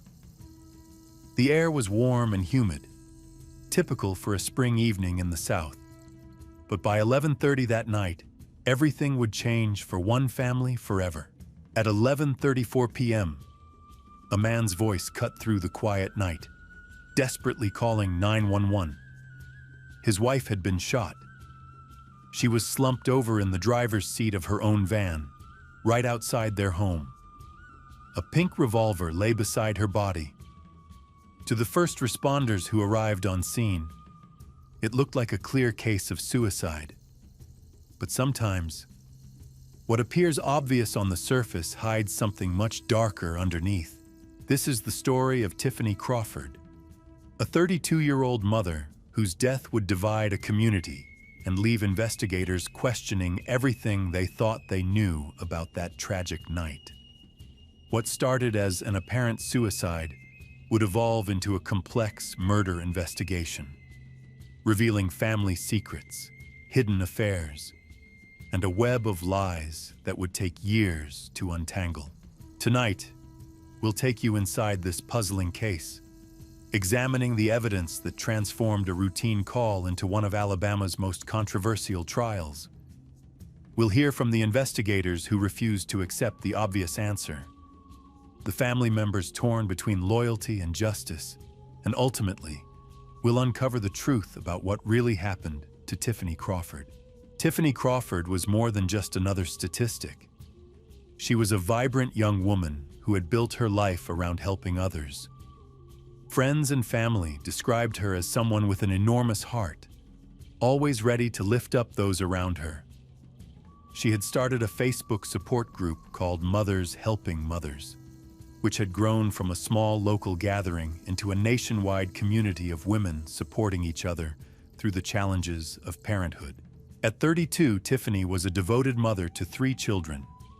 She shared a 5-year-old son and 4-year-old daughter with her husband, Jason, and served as stepmother to Jason's 14-year-old son, Logan, from his previous marriage. Those who knew her said she approached motherhood with the same generous spirit she brought to everything else in her life. She would dance and sing with the children, always finding ways to bring joy into their daily routines. Her mother, Cheryl McGuckin, remembers Tiffany as spontaneous and full of life. She had big dreams and wanted to see the world. The kind of person who could light up a room just by walking into it. This was not someone who friends and family could imagine giving up on life. But on that May evening, something went terribly wrong. Jason Crawford made the call that would change everything. When deputies from the Cullman County Sheriff's Office arrived at the scene, they found a situation that appeared straightforward enough. Tiffany was in her van, shot twice in the head, with what looked like her own gun nearby. The first deputy on scene even remarked that it looked like suicide to him. Jason's story was simple. He and Tiffany had been arguing outside their home. He had gone inside, leaving her in the van. Moments later, he heard a gunshot, then a scream, then another gunshot. When he rushed back outside, he found his wife dead. The responding officers took Jason's statement and began processing what they believed was a suicide scene. But even from the beginning, there were details that didn't quite fit. The most obvious was the fact that Tiffany had been shot twice. While not impossible in suicides, it's certainly unusual. Most people who take their own lives with a gun succeed with the first shot. Sheriff Matt Gentry arrived on scene that night after receiving a call from his chief deputy. What he found was a tragedy that hit close to home. Jason Crawford was the son of Rhonda Crawford, who worked as an office manager at the sheriff's department. This family connection would prove significant as the case developed. Recognizing the potential for conflict of interest, Sheriff Gentry made a crucial decision. He ordered that the case be treated like a homicide investigation, even though it appeared to be suicide. This meant processing the scene thoroughly, collecting all possible evidence, and most importantly, ordering an autopsy. In many apparent suicide cases, autopsies are not automatically performed, but Gentry wanted complete transparency given the family connection to his department. The sheriff also made another decision that would later prove controversial. The next morning, he turned the entire case over to the Alabama State Bureau of Investigation. He wanted to ensure that no one could question the integrity of the investigation due to Jason's family ties to the sheriff's office. Agent Joe Parrish took over the case for the State Bureau, a seasoned investigator with years of experience. Parrish approached the scene with fresh eyes and immediately noticed several troubling details that the initial responders had overlooked or dismissed. First was the gun's position. The pink revolver had been found in Tiffany's left hand, but she was right-handed. While not impossible, it struck Parrish as odd that someone would choose to use their non-dominant hand for such an act. In his years of investigating deaths, he had never personally encountered a suicide where the victim used their non-dominant hand. Second was the nature of the gunshot wounds themselves. Tiffany had been shot once in the jaw area and once in the left temple. The spacing and angles of these wounds raised questions about whether they could have been self-inflicted, especially given the confined space of the van's interior. But perhaps most concerning to Parrish was what had happened to the van itself. By the time he obtained a search warrant to examine the vehicle the following day, it had already been cleaned by Jason's family members. The sheriff's office had released the van to the family just hours after the shooting, and they had scrubbed away what could have been crucial evidence. This decision would haunt the investigation. Jason later explained that he was worried about the children seeing anything disturbing when they woke up the next morning, which seemed like a reasonable concern for a father. But for investigators, the cleaned van represented potentially lost evidence that could have answered crucial questions about what happened that night. When Parrish listened to the 911 call Jason had made, he noticed something else that bothered him. Jason's tone seemed unusually calm for someone who had just discovered his wife's body. More troubling, when the dispatcher repeatedly asked Jason who had shot his wife, he never answered the question directly. This evasiveness struck Parrish as suspicious.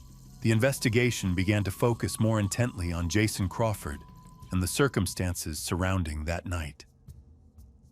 Parrish learned that Jason and Tiffany had been having marital problems just hours before Tiffany died. Jason had discovered evidence on their computer that she was having an affair. This revelation had led to the argument that preceded her death. Jason admitted to investigators that he had been angry when he confronted Tiffany about the affair. This was the second time in his life that a wife had been unfaithful to him, and the pain was overwhelming. He had refused to let Tiffany come inside the house that night, insisting that she find somewhere else to stay. The argument had lasted over an hour before Jason finally went inside to get her work clothes and told her he was done talking. But there were other details about that night that didn't add up. Jason claimed he was inside the house when he heard the gunshots, but the timeline seemed compressed. How could Tiffany have made the decision to end her life so quickly after he went inside? And why would she choose to do it right outside their home, where their children might discover her? As Parrish dug deeper into Tiffany's life, he found a woman who was certainly going through difficulties, but who also seemed to be making plans for the future. She had just started seeing a counselor the day before she died, which suggested someone seeking help rather than giving up. She had also gotten a job at a local grocery store, apparently to save money to start a new life on her own. Friends told investigators that Tiffany was planning to leave Jason and start over. She had been working toward financial independence and had confided in several people about her plans. This painted a picture of someone looking forward, not someone contemplating suicide. The case was becoming more complex by the day. What had initially appeared to be a straightforward suicide was revealing layers of deception, hidden motives, and unanswered questions. As the investigation continued, it would take an unexpected turn that would change everything. The autopsy results, when they finally came back nearly a year later, would provide the most shocking revelation of all. But before those results arrived, investigators had already begun to suspect that the real story of what happened to Tiffany Crawford that night was far different from what they had initially been told. The investigation was about to take a dramatic turn. While investigators waited for the autopsy results, Agent Joe Parrish continued building his case around the inconsistencies he had discovered. But getting those autopsy results would prove to be a lengthy process. Due to a significant backlog at the state medical examiner's office, it would take nearly a full year before Dr. Valerie Green could complete her examination and provide her findings. During this waiting period, Parrish brought Jason Crawford in for formal questioning. The interview took place at the Alabama State Bureau of Investigation offices, and from the beginning, it was clear that Parrish viewed Jason as more than just a grieving widower. He was a suspect. Jason spoke openly about discovering his wife's affair and the confrontation that followed. He described finding the messages on their computer and calling Tiffany to confront her about what he had found. He admitted to being angry and hurt, explaining that this was his second marriage to end because of infidelity.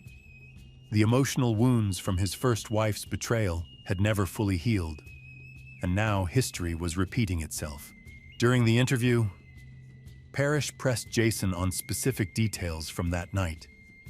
He focused particularly on the gun's position in Tiffany's left hand.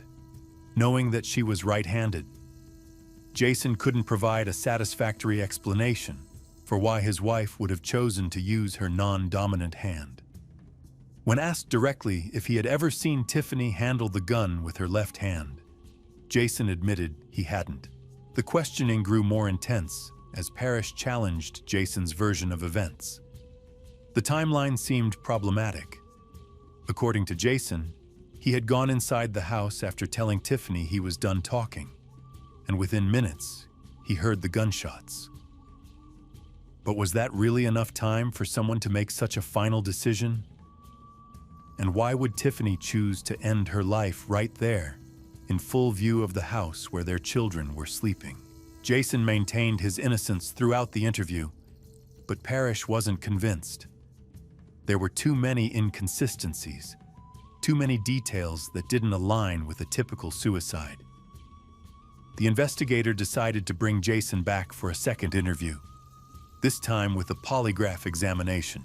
The polygraph session proved to be a turning point in the investigation. According to the examiner, Jason's responses showed deception when he denied shooting his wife. When confronted with these results, Jason became defensive and agitated. The calm demeanor he had maintained since that first night began to crack under the pressure of sustained questioning. But despite the investigators' growing suspicions, they still lacked the physical evidence needed to make an arrest. The cleaned van had eliminated potential forensic evidence, and without the autopsy results, they couldn't definitively prove that Tiffany's death was anything other than suicide. Jason was free to go, but he remained under scrutiny as the investigation continued. Meanwhile, the Crawford family was struggling to cope with their loss and the growing cloud of suspicion surrounding Jason. Tiffany's mother, Cheryl McGuckin, found herself in an impossible position. She was grieving the loss of her daughter while trying to maintain relationships with her grandchildren and their father. Initially, she supported Jason, believing that despite their marital problems, he would never hurt Tiffany. But as details of the investigation began to emerge, Cheryl's certainty started to waver. The questions about the gun's position, the unusual nature of the wounds, and Jason's behavior on the night of the shooting all contributed to her growing doubts. She began to wonder if the man she had welcomed into her family as a son-in-law was capable of something unthinkable. The community of Coleman was also divided. Some residents believed that Jason was being unfairly targeted because of his family's connection to the sheriff's department. They saw him as a grieving husband who was being persecuted by overzealous investigators. Others, however, began to question whether they had ever really known Jason Crawford at all. As months passed, the case seemed to stagnate. Without new evidence or the autopsy results, there was little progress to be made. Jason returned to his daily routine, caring for his children and trying to rebuild his life. But the investigation continued quietly in the background, with Parrish and his team reviewing every detail, looking for anything they might have missed. Then, nearly a year after Tiffany's death, the call came that would change everything. Dr. Valerie Green had completed her autopsy, and her findings were about to turn the case upside down. The medical examiner had reached a conclusion that would shock everyone involved in the investigation. Dr. Green had examined Tiffany's body with meticulous care, analyzing every aspect of the gunshot wounds. Her expertise in forensic pathology allowed her to see details that others had missed. The angle of the bullets, the distance from which they were fired, and the pattern of tissue damage all told a story that contradicted the suicide theory. The gunshot wound to Tiffany's temple, in particular, revealed crucial information. based on the absence of gunpowder residue and the lack of contact burns around the wound. Dr. Green determined that the shot had been fired from at least 10 inches away. This distance made it highly unlikely that Tiffany could have inflicted the wound herself, especially while sitting in the confined space of her van.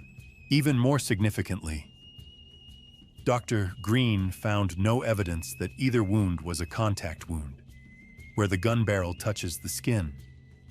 The vast majority of suicides involving firearms are contact wounds, as victims typically place the gun directly against their head. The absence of such evidence was a red flag that suggested something other than suicide had occurred. But the most damning finding was Dr. Green's analysis of the van's interior. Looking at crime scene photographs, she noticed something crucial that had been overlooked. There was no blood spatter on the driver's side door or window where Tiffany had been found. If she had shot herself while sitting in the driver's seat with the door closed, there should have been blood evidence on the interior surfaces. This absence of blood spatter led Dr. Green to conclude that the van door had been open when the shots were fired. This suggested that someone had been standing outside the vehicle when they shot Tiffany, then arranged the scene to make it appear like suicide by placing the gun in her hand and closing the door. Based on all of her findings, Dr. Green made the determination that would change everything. She ruled Tiffany Crawford's death a homicide. It was not suicide, as initially believed, but murder. The ruling sent shockwaves through the investigation. After nearly a year of waiting, investigators finally had the evidence they needed to move forward. Assistant District Attorney Jeff Roberts reviewed Dr. Green's findings and agreed that there was sufficient evidence to present the case to a grand jury. The grand jury proceedings were conducted in secret, as is standard practice. Roberts presented the evidence methodically, walking the grand jurors through the inconsistencies in Jason's story, the forensic evidence from the scene, and Dr. Green's expert analysis of the wounds. The case he built painted a picture of a husband who had killed his wife in a moment of rage and then attempted to cover up his crime by staging it as a suicide. The grand jury deliberated and returned with their decision. They voted to indict Jason Crawford for the murder of his wife, Tiffany. The formal charges were filed, and suddenly the grieving widower became an accused killer. When Jason received word of the indictment, he was stunned. For over a year, he had been living with the suspicion and scrutiny, but he had maintained his innocence throughout. Now he was facing the possibility of spending the rest of his life in prison for a crime he insisted he didn't commit. The arrest was scheduled for May 21st, 2018, just over a year after Tiffany's death. Jason surrendered himself to authorities, walking into the sheriff's office accompanied by the attorneys who would represent him in the fight for his freedom.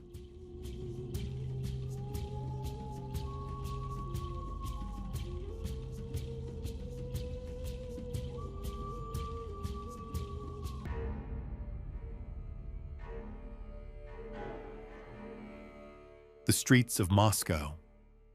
Idaho had always been peaceful.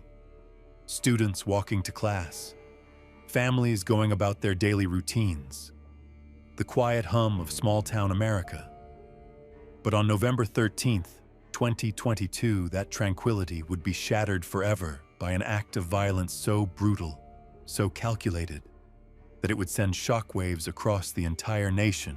4 bright young lives were about to be cut short in the most horrific way imaginable. 4 University of Idaho students, just beginning to discover who they were meant to become, would never see another sunrise. Their names were Kaylee Goncalves, Madison Mogan, Zana Kernodle, and Ethan Chapin.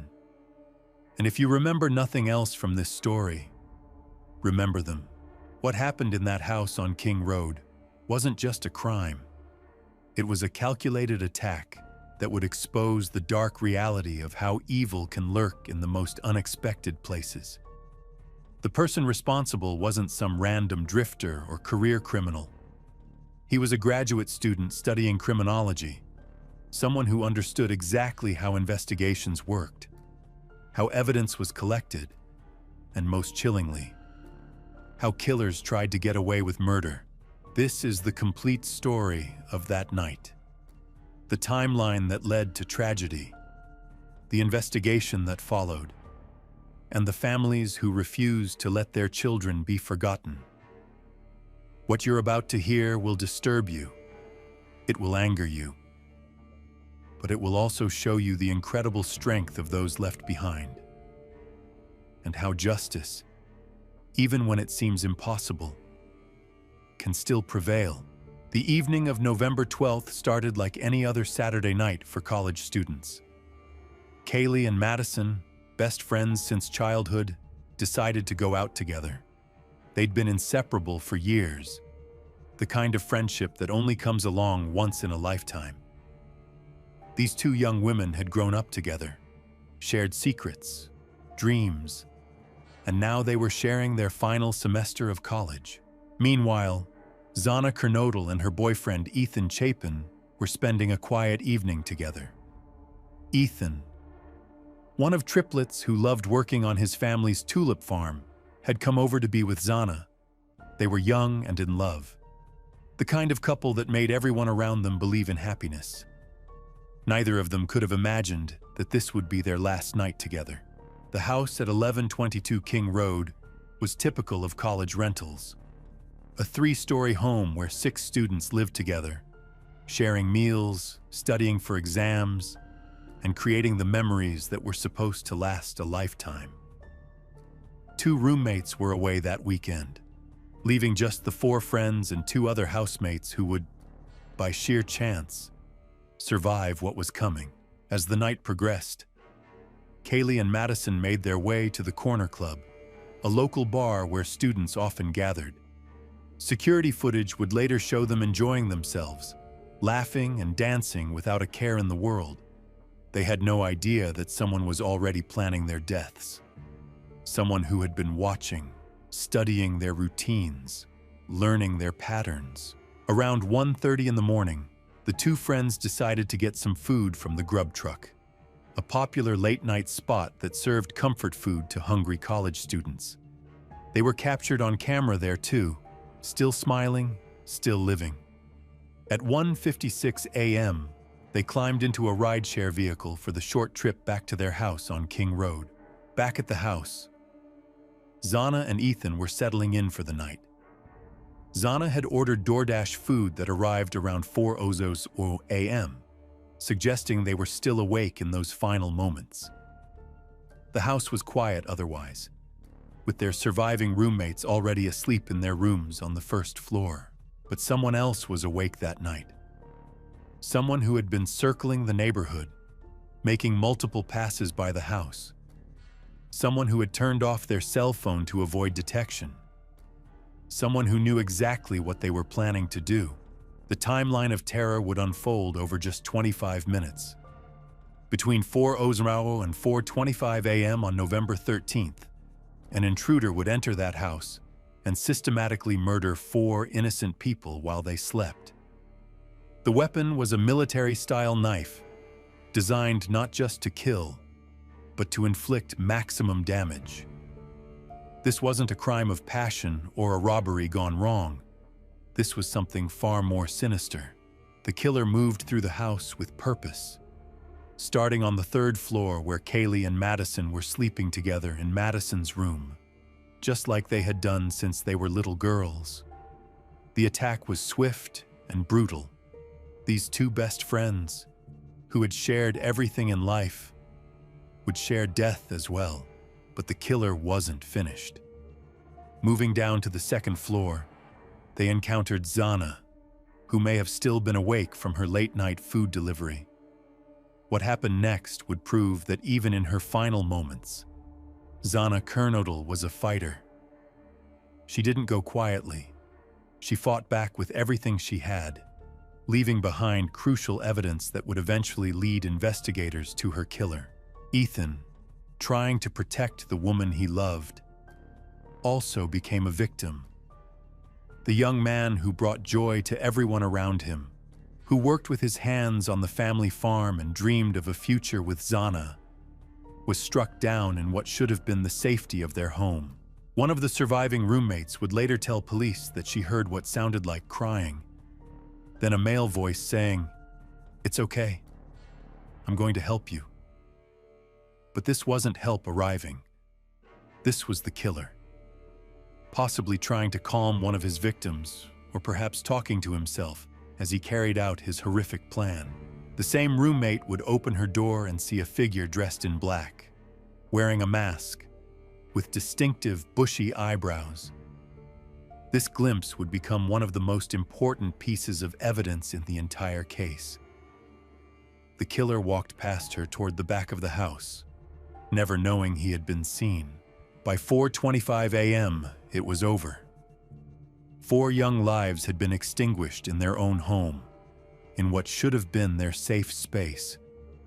The killer had completed his mission and disappeared into the night, leaving behind a scene so horrific that even seasoned investigators would struggle to process what they found.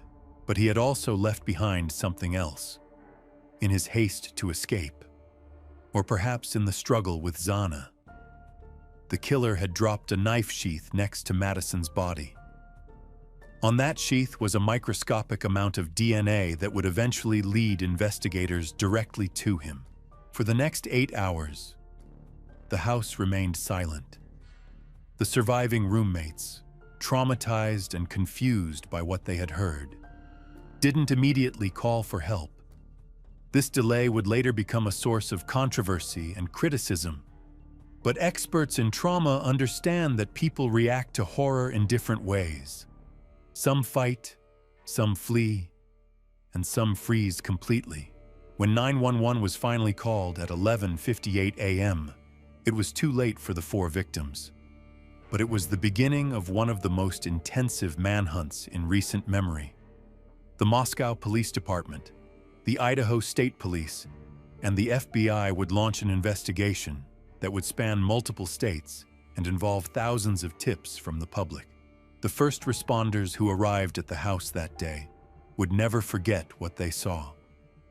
Blood had seeped through the walls and was visible on the exterior of the building. Inside was even worse. This wasn't just a crime scene. It was a battlefield where 4 young people had fought for their lives and lost. As news of the murders spread, the University of Idaho campus fell into a state of shock and fear. Students who had never locked their doors started barricading themselves inside. Parents drove from across the country to bring their children home. The small town of Moscow, Idaho, where the biggest crime was usually a parking violation, suddenly found itself at the center of a national media frenzy. The families of the victims were still trying to process their grief when they realized they would have to wait for answers. For 47 days, there was no arrest, no suspect, no explanation for why their children had been taken from them in such a brutal way. But investigators were working around the clock, following every lead, analyzing every piece of evidence, and slowly building a case that would eventually lead them to a suspect no one saw coming. The investigation began immediately, but in those first crucial hours, detectives had more questions than answers. The scene itself told a story of violence unlike anything Moscow, Idaho had ever witnessed. The killer had moved through the house with deadly efficiency, yet had also made critical mistakes that would eventually seal his fate. Detective work in the modern age relies heavily on technology, and investigators knew their best hope lay in the digital footprints that almost everyone leaves behind. They began collecting surveillance footage from every camera in the vicinity, hoping to piece together the movements of both the victims and their killer in those final hours. The first major breakthrough came from an unexpected source. Local businesses had security cameras that captured fragments of the night's events.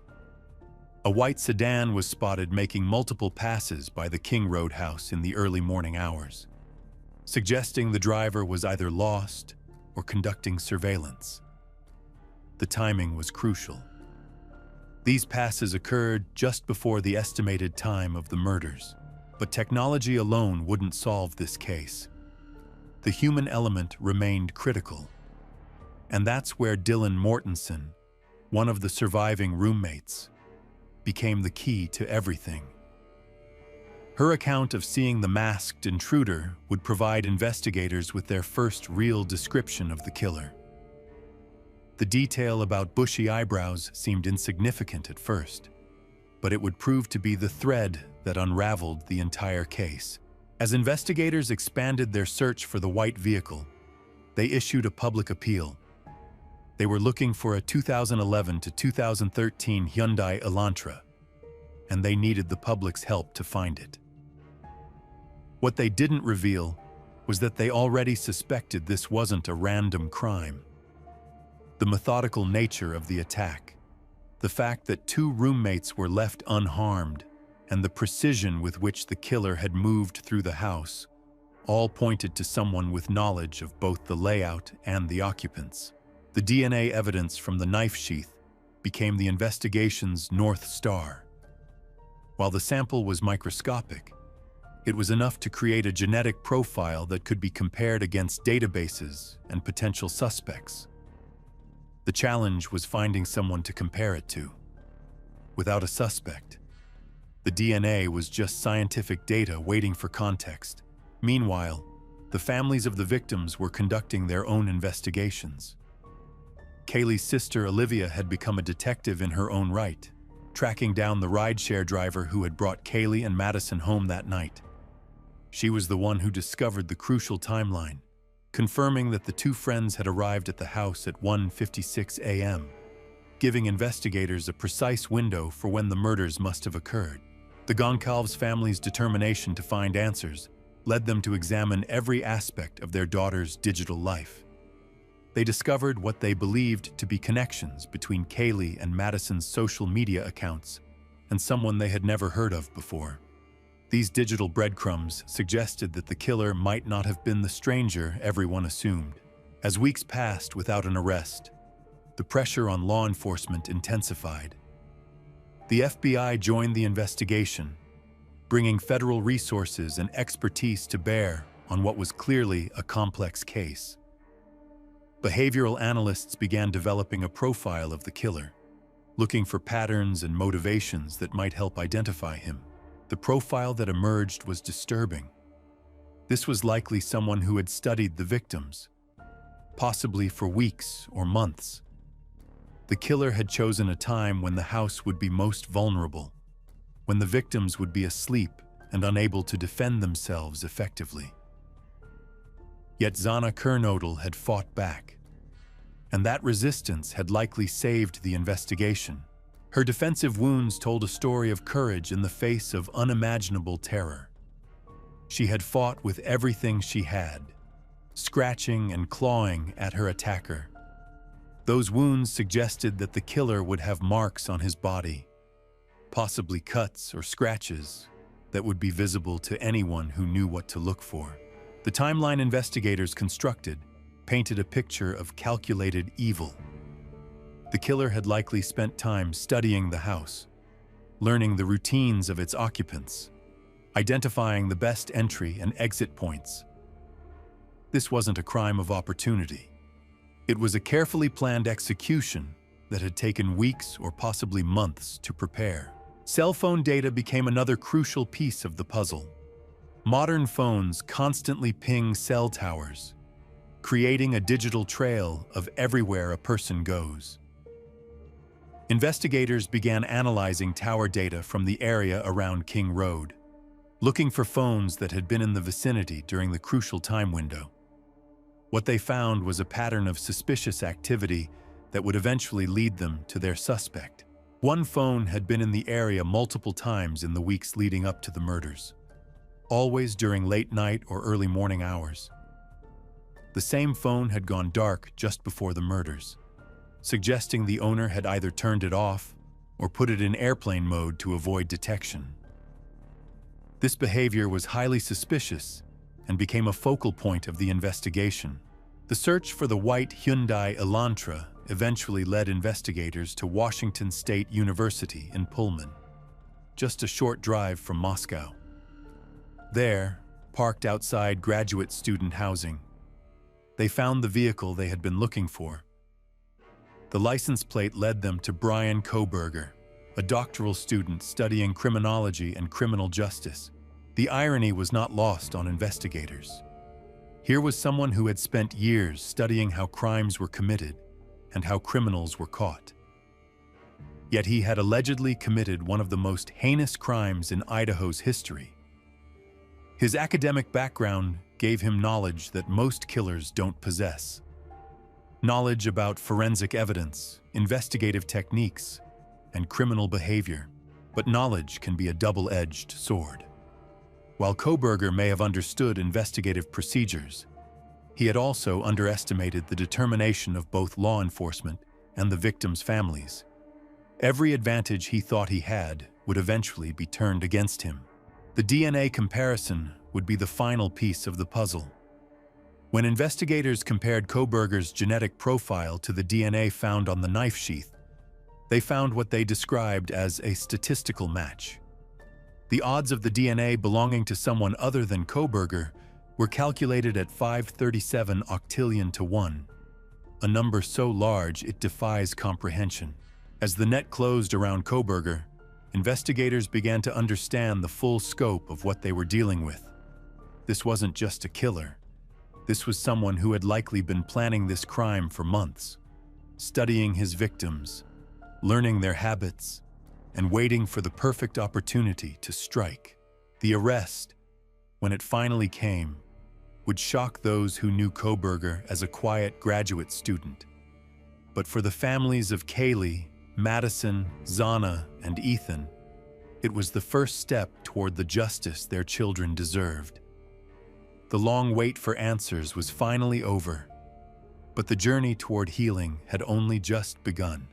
The arrest of Brian Kohberger in Pennsylvania marked the end of one chapter, but the beginning of another equally difficult journey for the families. As they watched his mugshot flash across television screens around the world, they were confronted with the face of the person accused of destroying their lives forever. Steve and Christy Goncalves, Kaylee's parents, had spent weeks conducting their own investigation, refusing to simply wait for answers. Their determination had led them to disturbing discoveries that law enforcement couldn't comment on, due to a gag order imposed to protect the integrity of the case. But their findings painted a picture of someone who may have been watching their daughter long before that November night. The evidence against Kohberger appeared overwhelming. His white Hyundai Elantra matched the vehicle seen circling the house multiple times. His cell phone data placed him in the area on numerous occasions leading up to the murders. Most damning of all, his DNA allegedly matched the sample found on the knife sheath left at the scene. Yet questions remained. How could someone studying criminology make such fundamental mistakes? Why leave behind the sheath that would ultimately lead to his capture? And perhaps most importantly, what was his connection to these 4 students who seemed to live in a completely different world? The defense team would argue there was no connection at all, that Kohberger was simply a convenient target for investigators under pressure to solve the case. They claimed the evidence was circumstantial, that driving in the area wasn't a crime, and that the DNA evidence could have been contaminated or planted. But for the families, these legal arguments meant nothing compared to the reality of their loss. Jasmine Kernodle, Zana's sister, spoke of dreams where she could see her sister one more time. Brief moments of peace in an otherwise endless nightmare. Jeffrey Kernodle, their father, struggled to understand how someone could commit such acts against innocent people who had never hurt anyone. The Chapin family channeled their grief into action, creating the Ethan's Smile Foundation to honor their son's memory through scholarships and tulip sales, connecting back to the farm where Ethan had found so much joy. Stacy and Jim Chapin knew that keeping their son's spirit alive was the only way to find meaning in their devastating loss.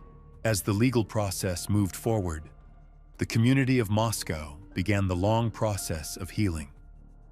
The house on King Road was eventually demolished, too painful a reminder of what had been lost. The university implemented new safety measures, but nothing could restore the innocence that had been shattered that November morning. The families faced another cruel reality when Koberger waived his right to a speedy trial, meaning they would have to wait indefinitely for their day in court. Each delay meant more time living with unanswered questions, more time watching their children's killer remain silent about his motives, but they refused to be broken by the wait. Kaylee's family ensured she received her posthumous bachelor's degree, a ceremony that should have been a celebration, but instead became another reminder of dreams cut short. When Olivia Goncalves gave birth to her daughter, Theodora Maddie, named for both victims, it seemed the universe was providing a sign that love could survive even the darkest evil. The room number at the hospital, 1113, matched the date of the murders. The time of birth, 4:21 a.m., fell within the window when Kaylee and Madison were killed. These coincidences might have seemed random to others, but for a family searching for meaning in meaningless loss, they felt like messages from beyond. As this story continues to unfold in courtrooms and headlines, 4 names must never be forgotten. Kaylee Goncalves, the driven young woman who pushed everyone around her to be better. Madison Mogan, the loyal friend who shared everything with Kaylee until the very end. Zana Kernodle, the fighter who refused to go quietly and whose resistance may have been the key to solving the case. And Ethan Chapin, the loving boyfriend who tried to protect the woman he loved. They were more than victims of a senseless crime. They were daughters and sons, friends and siblings, young people with unlimited potential who deserved to see their dreams come true. Their story is one of lives cut short, but also of families who refused to let their memory fade, investigators who wouldn't give up, and a community that came together in the face of unimaginable tragedy. The legal proceedings will eventually end. The headlines will fade, but the impact of what happened on King Road that November night will echo forever in the lives of those who loved them. Justice may come in the form of a verdict, but healing will take much longer, and the question that haunts everyone involved remains unanswered. How could someone capable of such calculated evil walk among us, studying the very system designed to catch killers like himself? Perhaps that's the most terrifying truth of all. Evil doesn't always announce itself. Sometimes it sits in graduate seminars, studies criminal behavior, and plans the perfect crime. But as this case proved, there is no perfect crime. Only imperfect criminals who underestimate the determination of those seeking justice for the innocent. The night of November 13th, 2022 will forever be remembered as one of the darkest in Idaho's history. But it will also be remembered for the strength of families who refused to be silent, investigators who never stopped searching for the truth, and 4 young lives that continue to inspire everyone who knew their story.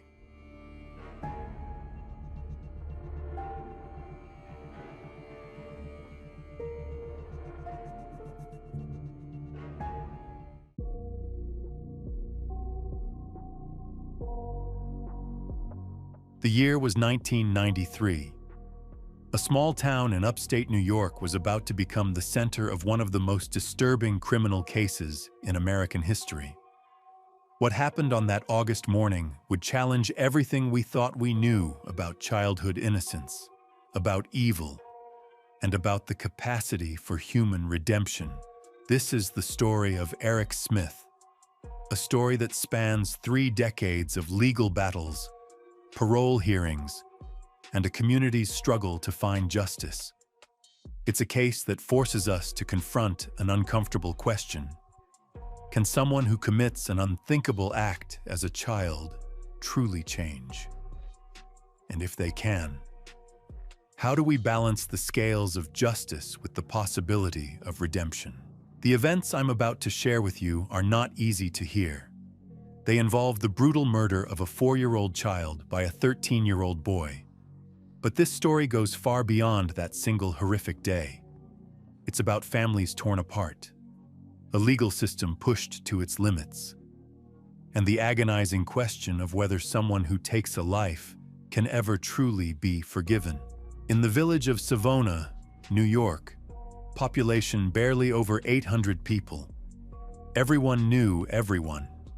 It was the kind of place where children could walk to the park alone, where neighbors looked out for each other, where nothing truly terrible ever seemed to happen. The social center of this tight-knit community was a small park where kids played baseball and attended summer recreation programs. It was here that 4-year-old Derek Roby spent many of his happiest moments. A blonde-haired, blue-eyed boy who loved baseball more than anything else in the world. Derek was known throughout the village as an energetic, loving child who could make friends with anyone. His parents, Dale and Doreen, were devoted to their son. Watching him grow into a confident little boy who seemed to light up every room he entered, just across town lived another child who couldn't have been more different. Eric Smith was 13 years old, with bright red hair and freckles that made him stand out in ways he desperately wished he didn't. While Derek was beloved by everyone who met him, Eric was struggling with something much darker. He was bullied relentlessly at school, spending hours riding his bike alone through the streets of Savona, carrying a burden of anger and isolation that no one around him truly understood. On the morning of August 2nd, 1993, both boys would cross paths in a way that would change everything forever. Derek had been attending the recreation program at the park all summer.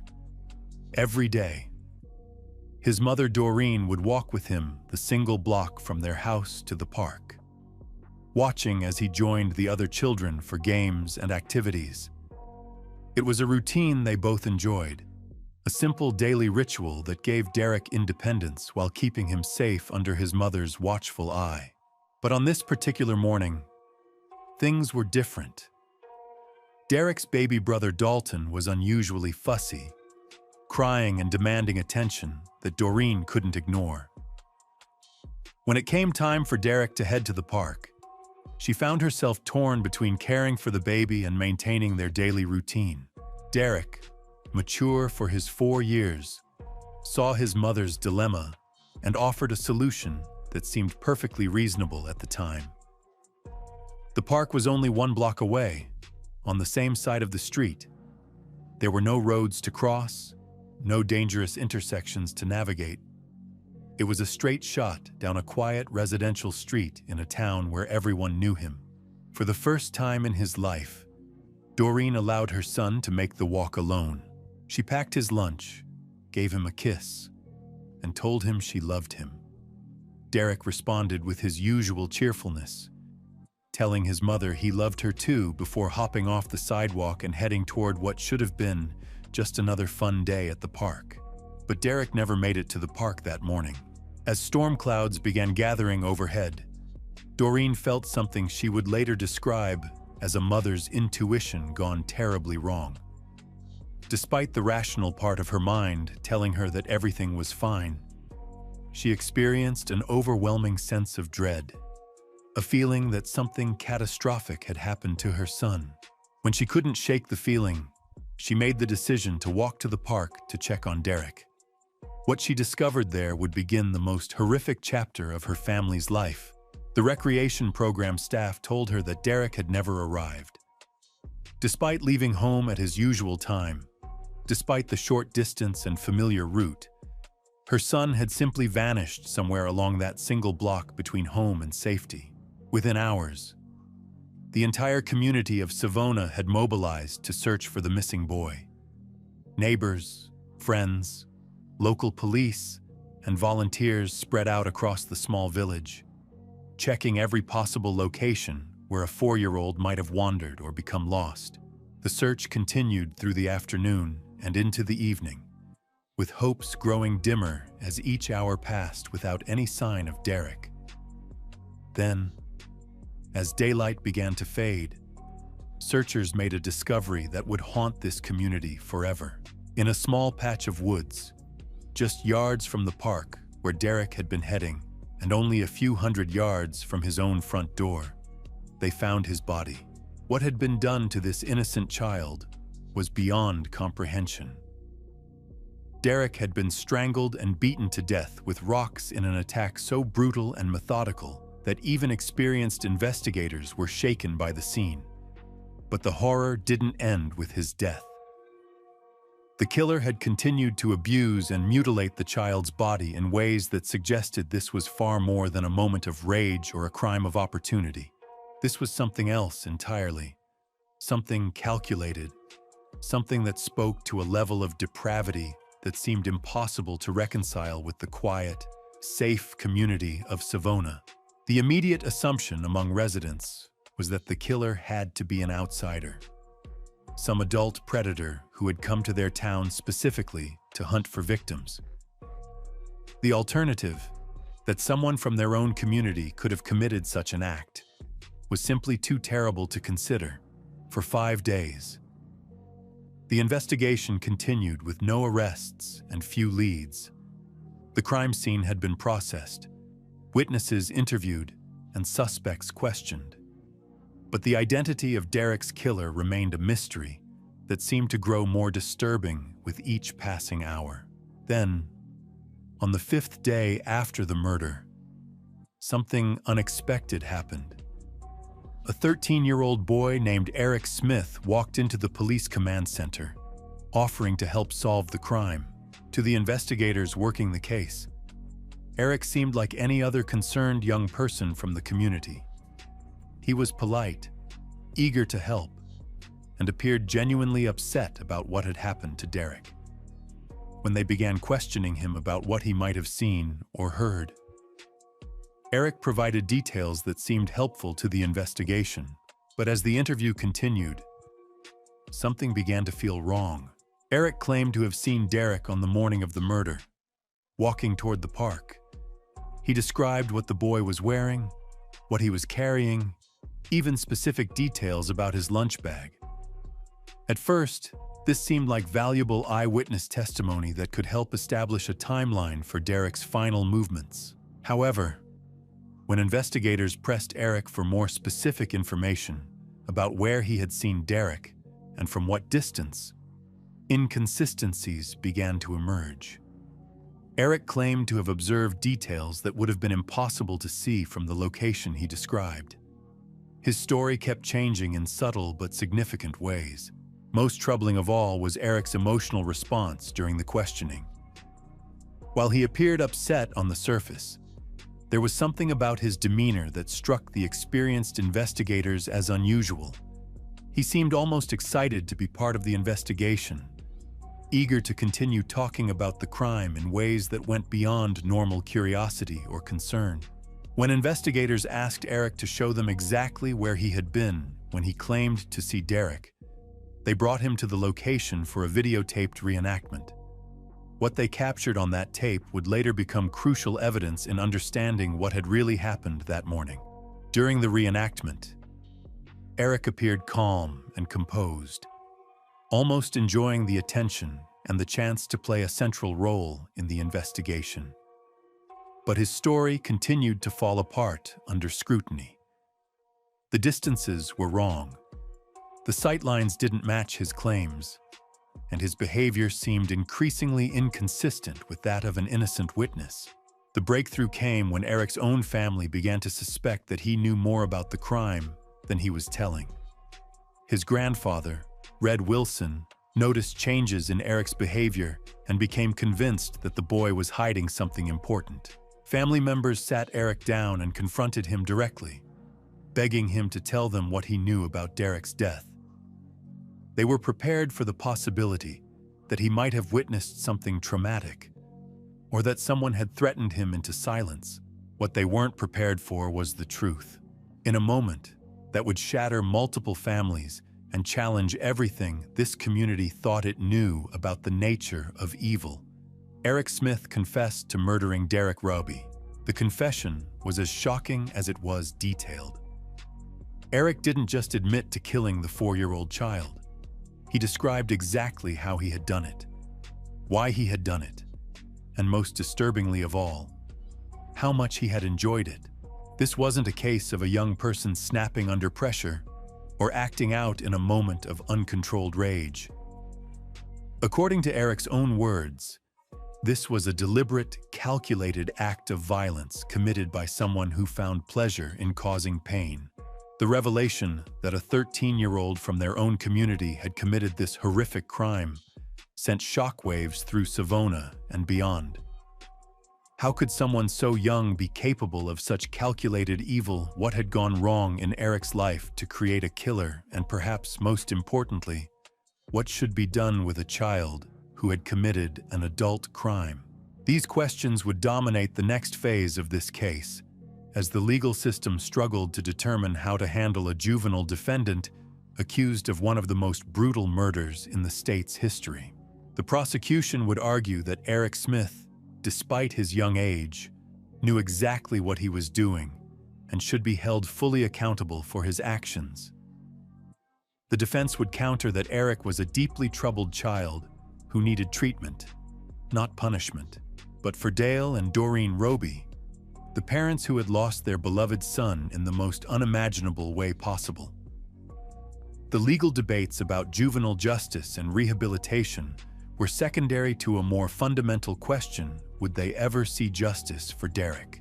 As Eric Smith's case moved toward trial, the community of Savona would be forced to confront uncomfortable truths about the nature of evil, the limits of forgiveness, and the price of justice in a case that defied easy answers. The trial of Eric Smith began in the summer of 1994, almost exactly 1 year after Derek Roby's murder. The courtroom was packed with community members, media representatives, and family members from both sides, all seeking answers to questions that seemed to have no satisfactory resolution.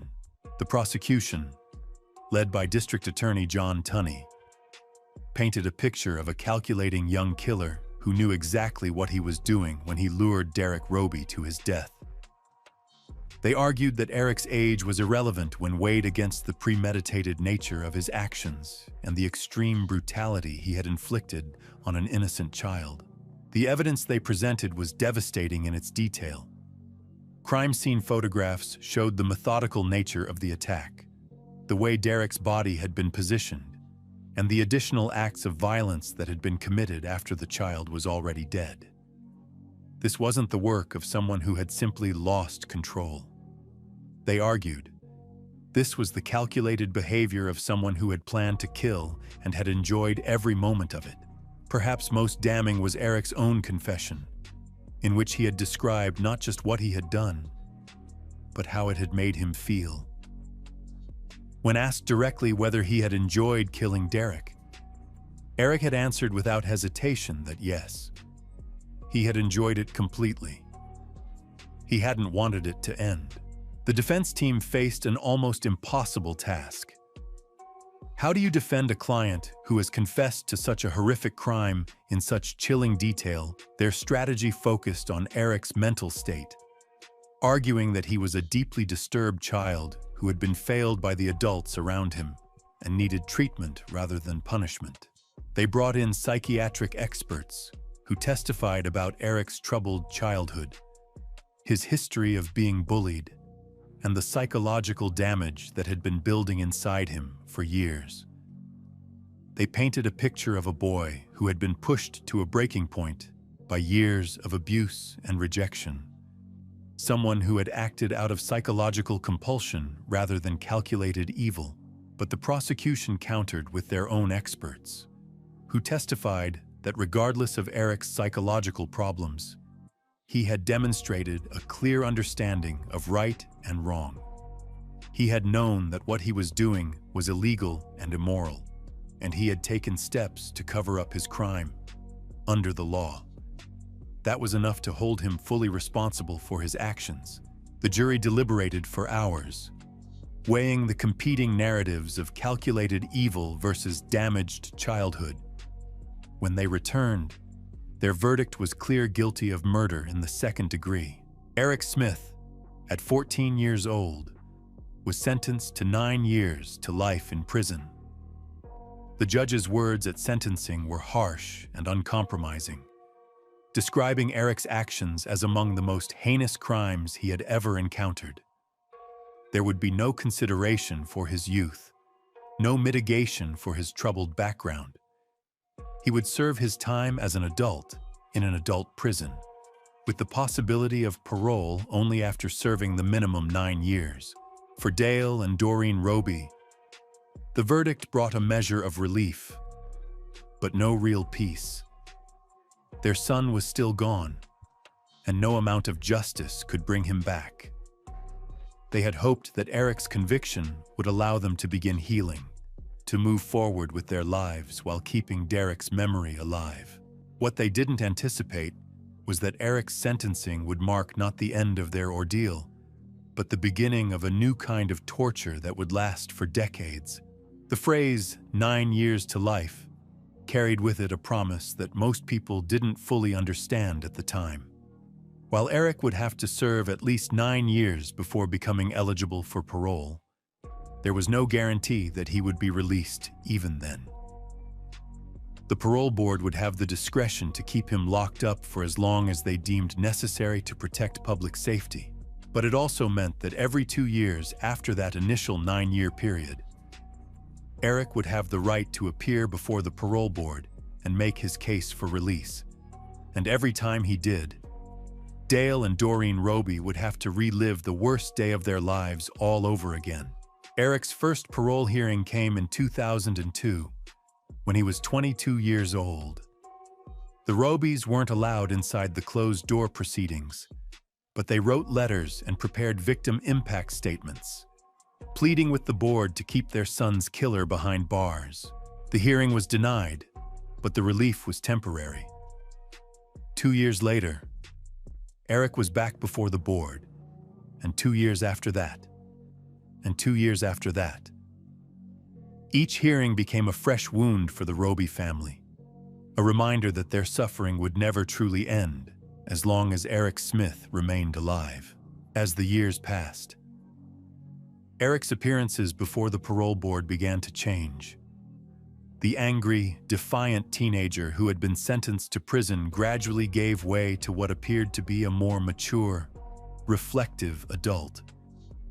He spoke about his crime with what seemed like genuine remorse, describing the pain he had caused and expressing his desire to make amends. He participated in prison programs, earned his high school diploma, and worked toward a college degree. He underwent psychological counseling and anger management training. He became a model prisoner with no disciplinary infractions and positive reports from guards and counselors. But for the Robys, these changes meant nothing. They had seen Eric's capacity for deception during the original investigation, the way he had fooled experienced detectives while sitting just feet away from them. How could they trust that his apparent transformation was real rather than just another manipulation designed to secure his freedom? The parole hearings became a ritual of horror for the Roby family. Every 2 years, they would receive a letter informing them of the upcoming hearing. Every 2 years, they would have to prepare new victim impact statements, reliving Derek's murder in excruciating detail. Every 2 years, they would have to argue for why the person who had killed their son should remain in prison. The psychological toll was enormous. Dale Roby described the hearings as serving a life sentence of their own, trapped in an endless cycle of grief and advocacy that prevented them from ever truly moving forward. Doreen spoke about the way the hearings would disrupt their lives for months at a time. the anxiety building as each date approached, and the relief when Eric was denied parole lasting only until the next letter arrived. The community of Savona remained divided on the question of Eric's potential release. Some residents believed that he had been adequately punished and deserved a chance at redemption. Others felt that the nature of his crime was so heinous that he should never be allowed to walk free, regardless of how much he claimed to have changed. For forensic psychologists and criminal justice experts, Eric's case became a fascinating study in juvenile rehabilitation and the possibility of redemption. Could someone who had committed such a calculated act of violence as a child truly be reformed? Was it possible for Eric to have developed the empathy and moral reasoning that he had so clearly lacked at 13? And if such transformation was possible, how could it be reliably measured and verified? These questions became more urgent as Eric's time in prison stretched from years into decades. By 2010, he had been incarcerated for 17 years, far longer than his original minimum sentence.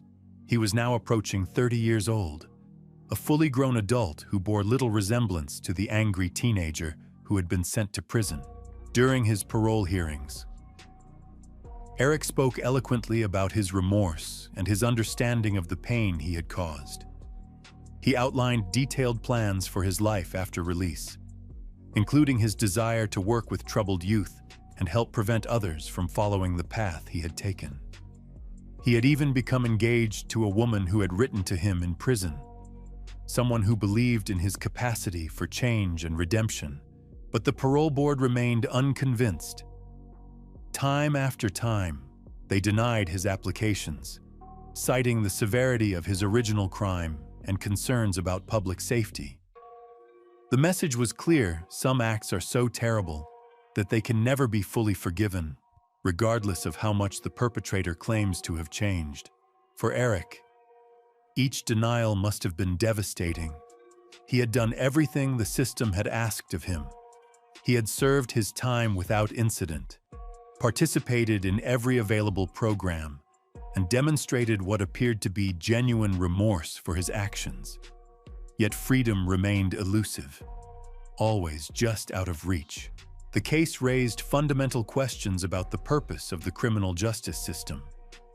Was prison meant to punish criminals for their past actions, or to rehabilitate them for future reintegration into society if Eric had truly been transformed by his years of incarceration? Was it just to keep him locked up indefinitely? And if he hadn't been transformed? What did that say about the system's ability to create meaningful change in even the most damaged individuals? These philosophical debates played out against the backdrop of very real human suffering. The Roby family continued to live with the daily reality of their loss, while Eric remained trapped in a system that seemed unable to decide whether he deserved a second chance. Then, in October of 2021, everything changed. Eric Smith appeared before the parole board for the 11th time, now 41 years old and having served 28 years in prison. The hearing followed the same format as all the others, with Eric making his case for release and the board weighing his words against the severity of his original crime. But this time, something was different. Perhaps it was Eric's age, or the length of time he had already served, or simply a shift in the board's thinking about juvenile rehabilitation. Whatever the reason, the decision they reached was one that would send shockwaves through the community of Savona and beyond. For the first time in nearly 3 decades, Eric Smith's application for parole was approved. The news hit Dale and Doreen Roby like a physical blow. After fighting for so many years to keep their son's killer behind bars, they now faced the reality that he would soon be walking free. The system they had trusted to deliver justice had ultimately decided that Eric Smith had paid his debt to society. The decision sparked intense debate about the nature of justice and redemption. Supporters of Eric's release pointed to his exemplary record in prison, his apparent transformation, and the fact that he had already served far longer than many adults convicted of similar crimes. They argued that keeping him locked up indefinitely served no purpose other than revenge. Critics, however, saw the decision as a betrayal of Derek Roby's memory and a dangerous gamble with public safety. They pointed to the calculated nature of Eric's original crime and questioned whether someone capable of such evil could ever truly change. The risk of releasing him, they argued, was simply too great to justify. For the residents of Savona, the news brought a mix of emotions. Many were horrified at the thought of Eric returning to their community, while others felt that enough time had passed and that he deserved a chance to rebuild his life.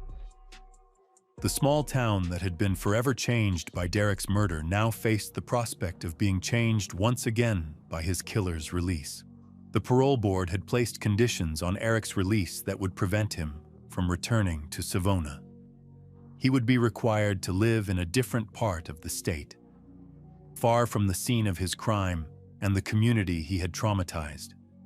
But for many residents, even this distance felt insufficient. On February 1st, 2022, after serving 28 years and 6 months in prison, Eric Smith walked out of the Woodburn Correctional Facility a free man. There were no cameras present, no media spectacle, just a quiet release that marked the end of one chapter and the beginning of another. For the Roby family, Eric's release brought an unexpected sense of closure. After decades of fighting to keep him in prison, they were finally free from the endless cycle of parole hearings and victim impact statements. They could begin to focus on healing rather than advocacy, on celebrating Derek's life rather than fighting against his killer's freedom. The true test of Eric Smith's transformation would come not in prison, but in the outside world. Would he be able to build a productive life as a free man?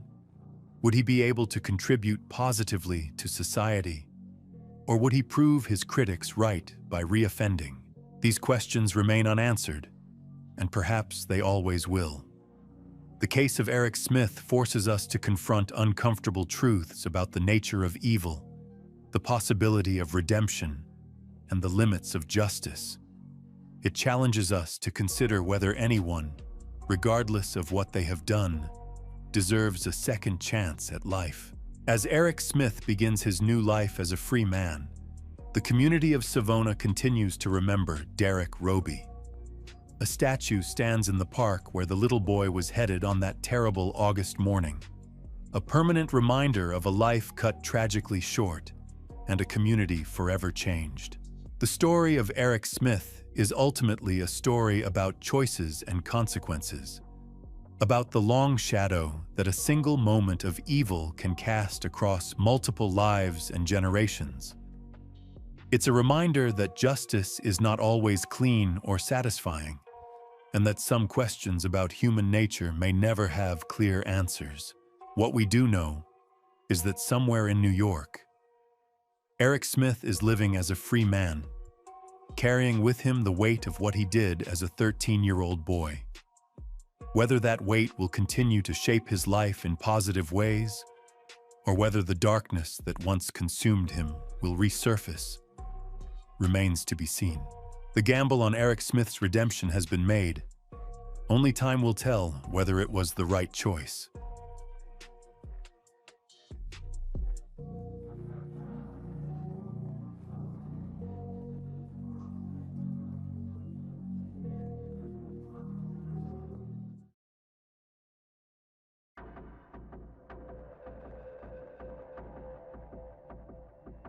The summer of 2021 started like any other in Windsor, Wisconsin, a quiet suburb just outside Madison where families barbecued in their backyards and kids played in tree-lined streets.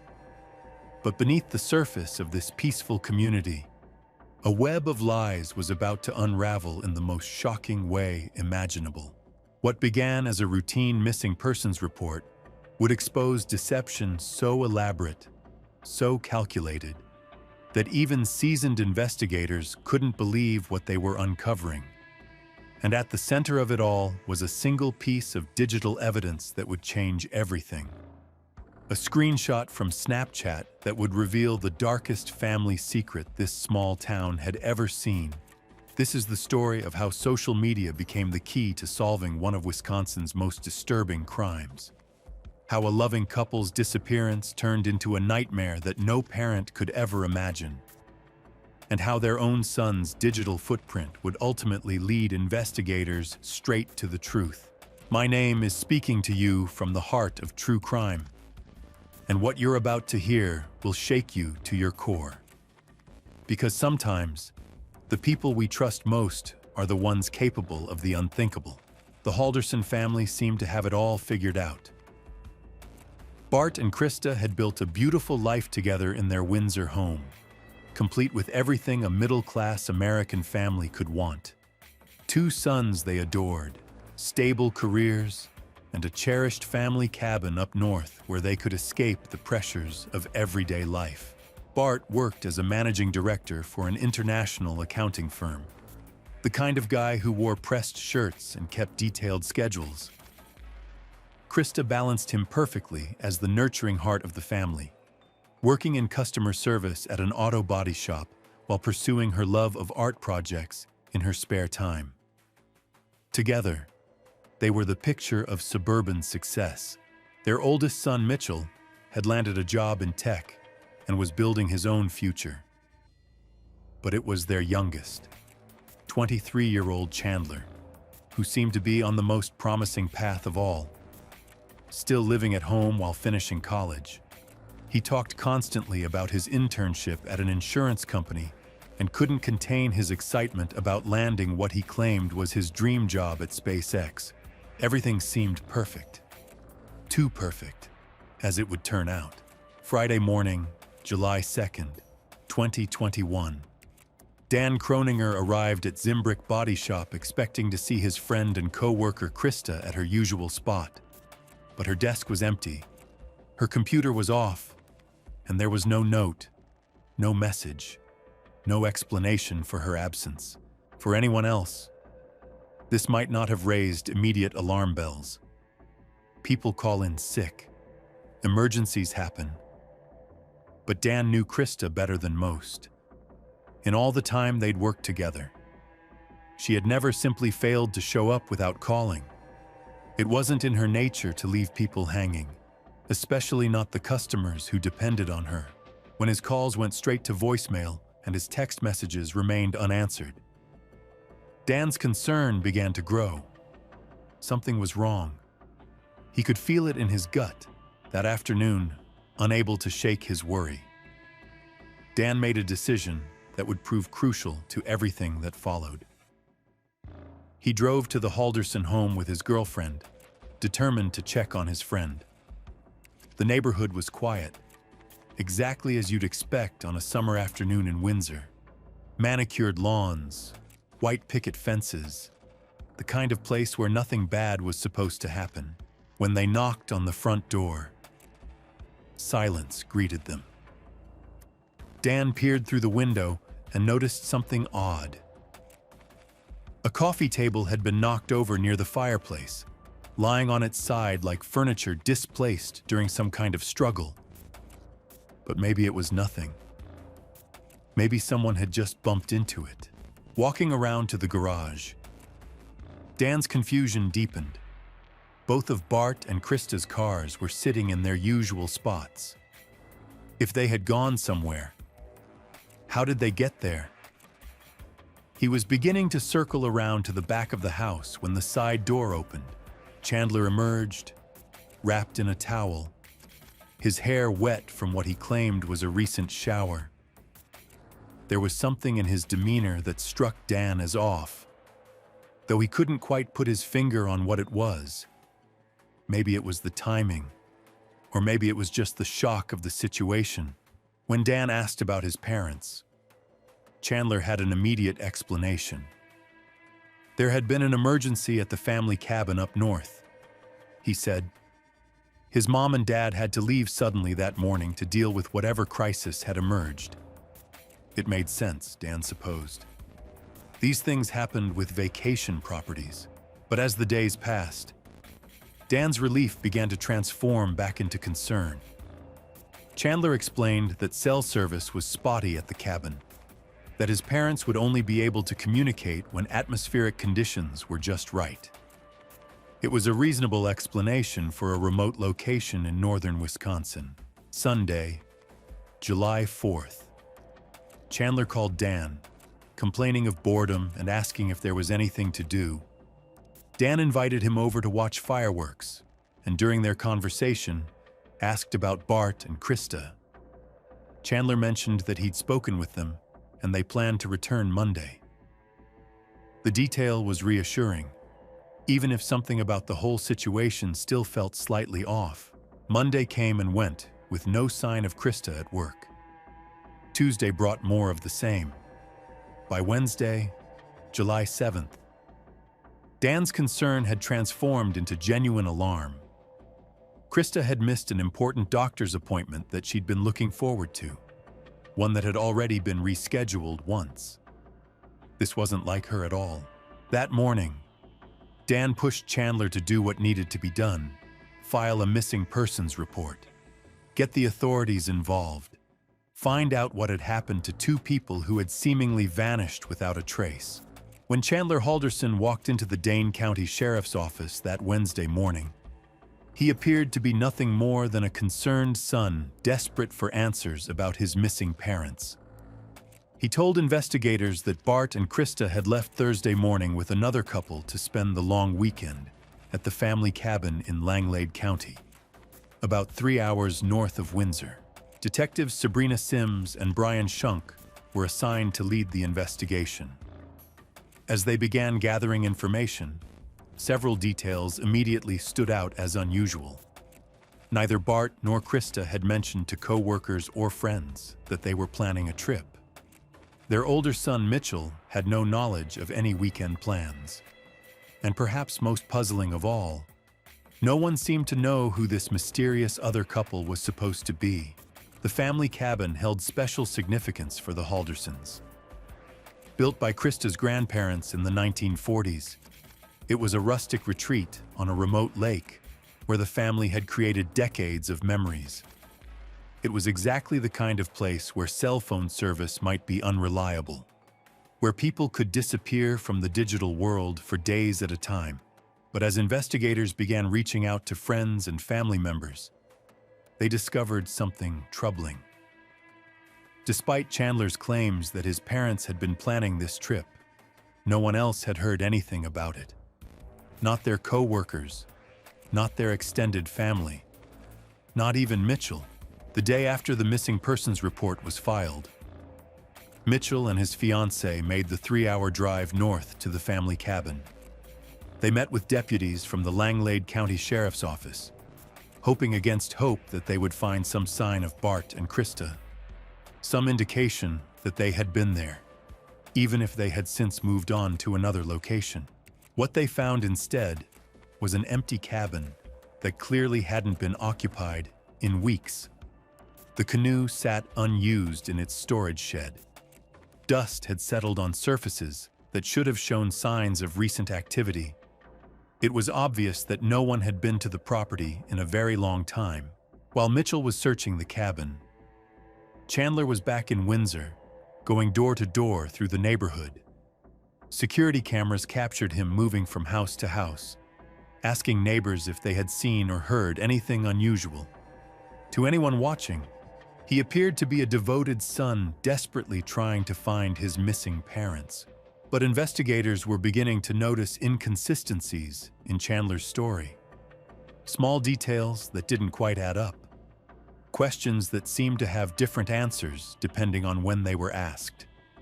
And then they received a tip that would change the entire direction of their investigation. A local farm owner contacted the sheriff's office with information about Chandler Halderson.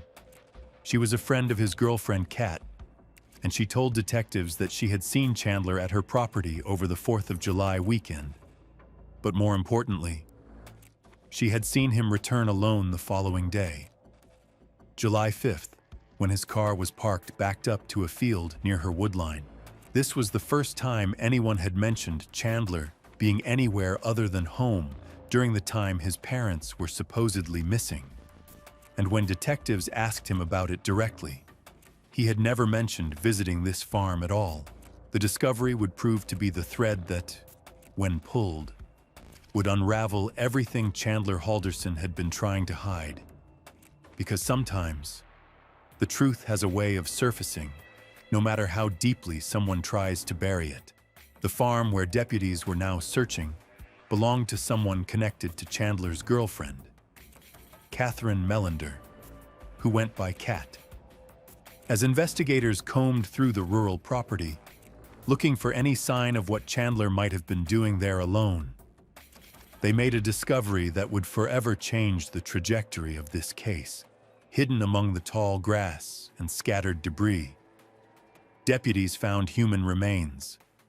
Not a complete body, but a male torso that had been carefully concealed with sticks and twigs. The grass around the area had been matted down, creating a clear trail that led directly to the grisly discovery. Detective Sims would later describe it as unlike anything she had encountered in her career. Most death investigations involve intact victims, crime scenes that tell a coherent story. This was something else entirely, something that spoke to a level of violence and calculated disposal that chilled even experienced investigators to their core. The discovery of the remains triggered an immediate shift in the investigation. What had begun as a missing persons case was now clearly a homicide, and the timing couldn't be ignored. Here was evidence of violence found at a location where Chandler Halderson had been seen alone, just days after his parents had supposedly left for their cabin trip. When detectives brought Chandler back to the station for questioning, the tone of their conversation was markedly different. They couldn't reveal exactly what they had found, but they made it clear that his story was falling apart. They knew he wasn't telling them the truth, and they needed him to explain what had really happened. But Chandler wasn't ready to break. Instead, he did what many suspects do when confronted with evidence they can't explain. He asked for a lawyer.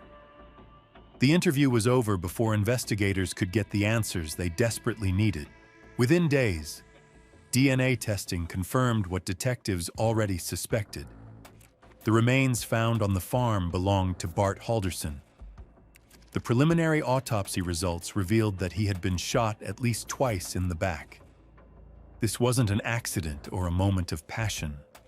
Someone had executed Bart Halderson with cold precision. The revelation sent shockwaves through the Windsor community. A loving father and husband had been murdered and dismembered, his body parts scattered and hidden like refuse. And the person who had reported him missing, who had gone door to door asking neighbors for help finding him, was now the prime suspect. Chandler was arrested and charged with providing false information to law enforcement. It was a holding charge while investigators built their murder case, but there was still one terrifying question that haunted everyone involved in the investigation. Where was Krista Halderson? The discovery of Bart's remains had answered one question while creating an even more urgent one.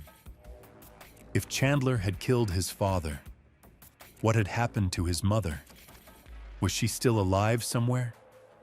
Possibly being held against her will, or had she met the same fate as her husband? Time was critical. If Krista was still alive, every hour that passed reduced the chances of finding her. But if she was dead, investigators needed to locate her remains before evidence deteriorated further. The summer heat and natural decomposition were working against them. This is where Catherine Melander's cooperation became absolutely crucial to the investigation. Kat had been dating Chandler for some time, and their relationship had been marked by infidelity and deception on his part. She had caught him cheating before, had confronted him about his lies, and had grown suspicious of his behavior. In response to her distrust, Kat had convinced Chandler to share his location with her through Snapchat. The popular social media app allows users to see where their friends are in real time, creating a digital trail of movement and activity. For Kat, it was a way to keep tabs on a boyfriend she no longer fully trusted. For investigators, it would prove to be the key to everything. When detectives asked for permission to download information from Kat's phone, she agreed without hesitation. She wanted to help find Bart and Krista, and she was beginning to suspect that her boyfriend might know more than he was telling anyone. What they found in Kat's phone records was a treasure trove of digital evidence. Not just location data, but timestamps, messages, and most importantly, a screenshot that Kat had saved during the crucial time period when the murders were believed to have occurred. The screenshot showed Chandler's Snapchat avatar positioned near the Wisconsin River, approximately 25 miles from his family home. The timestamp indicated it was taken on the morning of July 1st, and Kat had saved the image because she found his location suspicious. Why would her boyfriend be out in such a remote area so early in the morning? For investigators, this single piece of digital evidence was like finding a smoking gun. Here was proof that Chandler had been at a specific location during the time frame when his parents were supposedly leaving for their cabin trip. A location that was nowhere near his home, nowhere near any legitimate reason for him to be there. The area near the Wisconsin River where Chandler's phone had pinged was dense with woodland and difficult terrain. It was exactly the kind of place someone might go if they needed to dispose of evidence without being seen. The kind of place where human remains could be hidden and might never be found without a specific reason to search there. Law enforcement teams from throughout Dane County converged on the area. Using the Snapchat data as their starting point, they began a methodical search of the wooded region along the riverbank. The vegetation was thick, the summer growth making visibility limited and progress slow. Chandler had been to this area before.